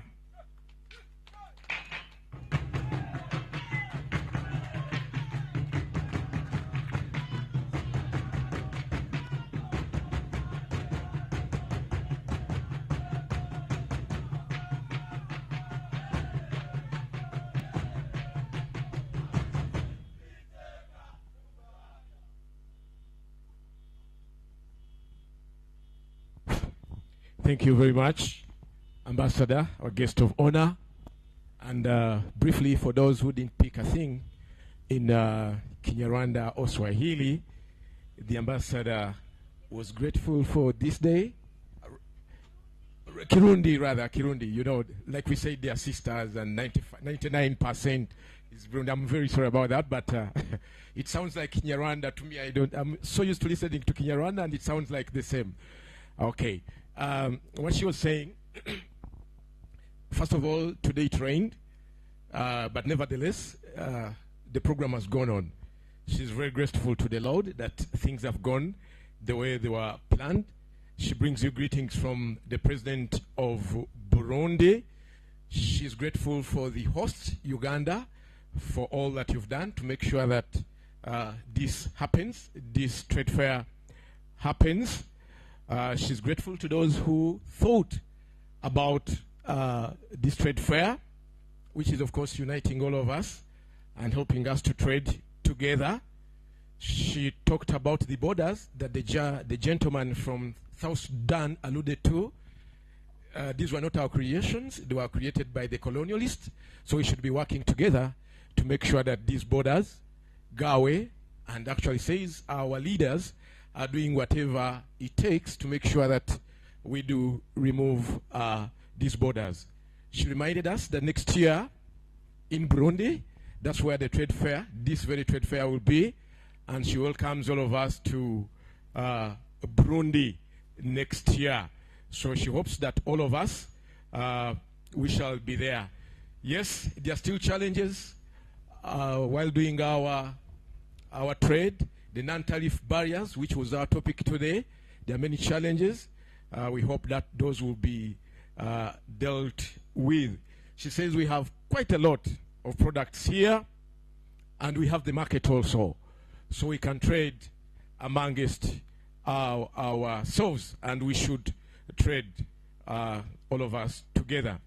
So, again, she welcomes us to Rwanda to do business with Rwanda. All of us, tufanye kazi na wa Burundi. Basibone banyabo, omugenyi waffe omukulu abaletedde obubaka okuva e Burundi, asanyuse nnyo olw'okubaaniriza wano nga bannayuganda, abeebazizza ekirowoozo, yeebazizza ekirowoozo eky'abantu abatandika omwoleso guno, era n'agamba nti buli mwaka kirabika tugenda maaso newankubadde nga tulina ebitusoomooza ku booda zaffe, ne tusuubira ebyo bijja kuggwaawo. Ezo booda zaatandikibwawo bannaffe abaatufuga wana abafuzi b'amatwale be baleeta ebintu ebyo, naye twandibadde tetulina booda ezo ng'omuntu osobola okuva wano n'ogenda e Burundi nga teri akubye ku mukono, oba n'ogenda e Kenya n'osuubula nga tewali buzibu.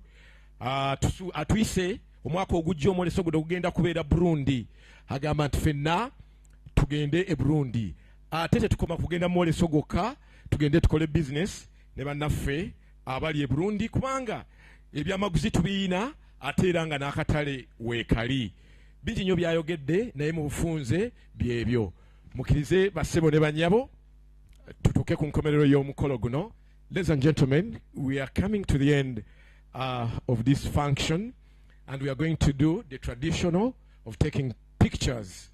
I will ask the front row to remain seated, and those behind, please, you will stand. And those taking the pictures, where are you? And we shall have those pictures. Those behind, when you go away, we shall invite the regional committee.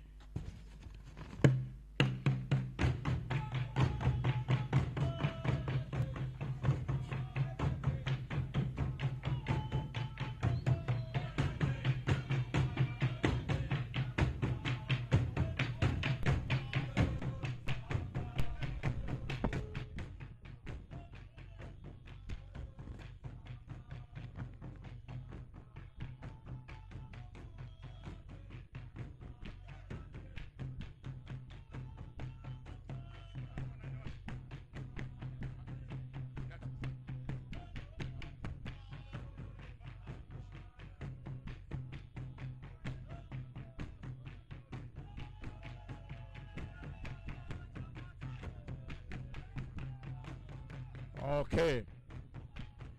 Let's have the regional committee. The regional committee remain. If you're a member of the regional committee, please remain. Okay.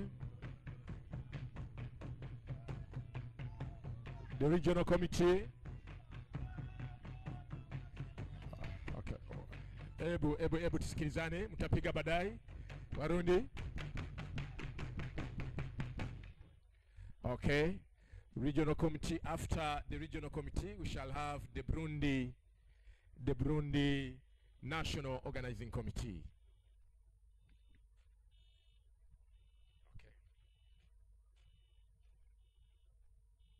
Okay.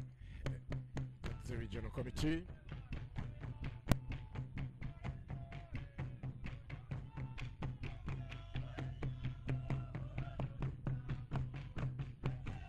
Okay. Asante.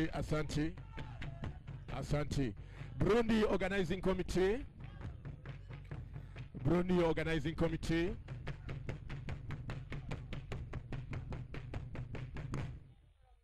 Okay, we'll have the Burundi Organizing Committee standing. Okay. And thereafter, we shall sing the East African Community Anthem after, and then the Burundi National Anthem. Okay? That is the Burundi, part of the team of the Burundi Organizing Committee. Thank you. May I ask everyone to stand? Sisi yote tusimame. Tuimbe anthem ya East Africa na national anthem ya Burundi.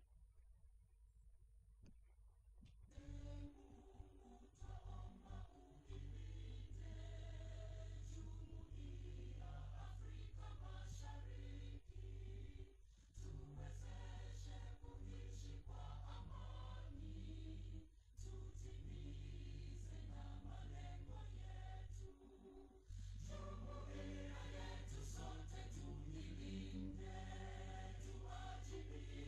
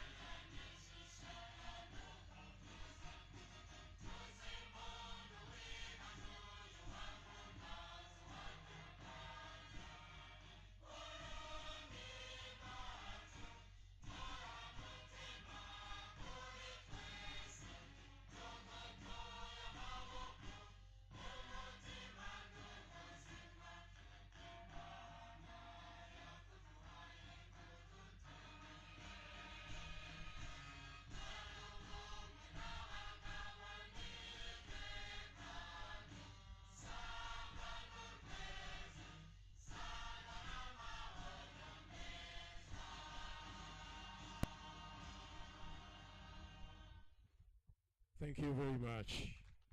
Living is at will. We can go back to the stands and tour again. Tomorrow, we have Kenya Day. Please, mkuwe hapa kesho. Kesho ni Kenya Day. Sisi yote tukue hapa. Asante sana.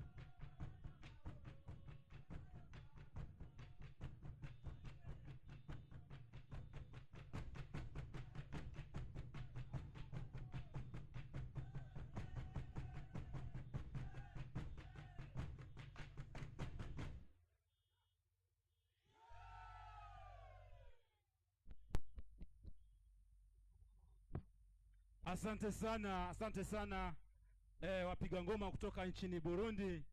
Kwa kweli mmetufikisha sehemu ambayo ni yenyewe. Kwa hiyo mpumzike kidogo kwanza, mvute hata maji ili kwamba tuweze kuendelea na mengine. Tuwaombe sasa, leo ni siku ya Burundi.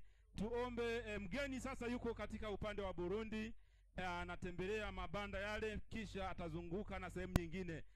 Niwaombe sasa wale wanaouza bidhaa nchini Burundi waweze kuwepo pale katika vibanda vyao kwa ajili ya kuweza kukaribisha mgeni rasmi katika siku hii ya leo ambayo ni siku ya kufana, siku yenye baraka nyingi, kwa sababu tangia asubuhi mvua ilinyesha ikaleta hadhi nzuri sana. Niwaombe sasa kwa muda uliopo sasa, wale waliokuwa wanahitaji kutangaza biashara yao katika kutoka nchini Burundi, mje mtangaze, na baadaye tutaweza kukaribisha na wa nchi nyingine tena waweze kutangaza biashara yao. Numwanya rero bamwe bashaka kugira ngo bahayanishe ibyo bafise babivuge ukuntu babikora naho bazobasanga bavuye mu Burundi baze bavuge bari ngaho boshikaha kugira ngo bisanzure mu kuvuga no guhayanisha ibintu bakoze kugira ngo abantu bavyumve n'abandi bazoze kubigura batange na adresse yaho babikorera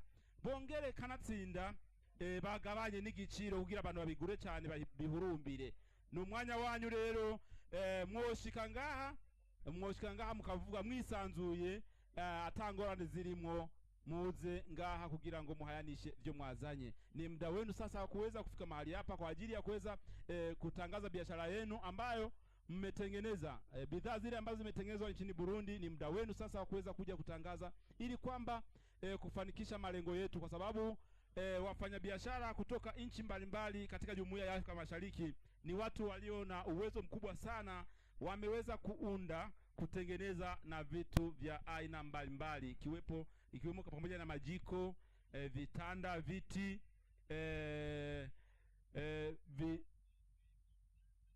vitu vya kuvaa, heleni, sawa vikapu vya aina mbalimbali pale na viona, viatu vya ngozi ambazo ngozi zimetengenezwa kutoka Burundi. Nimeona vijana pale wanatengeneza vitu vya aina mbalimbali. Sawa. Upande wa hapa sasa ninaye mgeni mmoja, unaweza ukatuambia ni vitu gani ambavyo unatengeneza, utuambie hata kama ni kwa Kiswahili sawa, hata kama ni Kiingereza sawa, au hata kama ni Kirundi uambie. Karibu sana.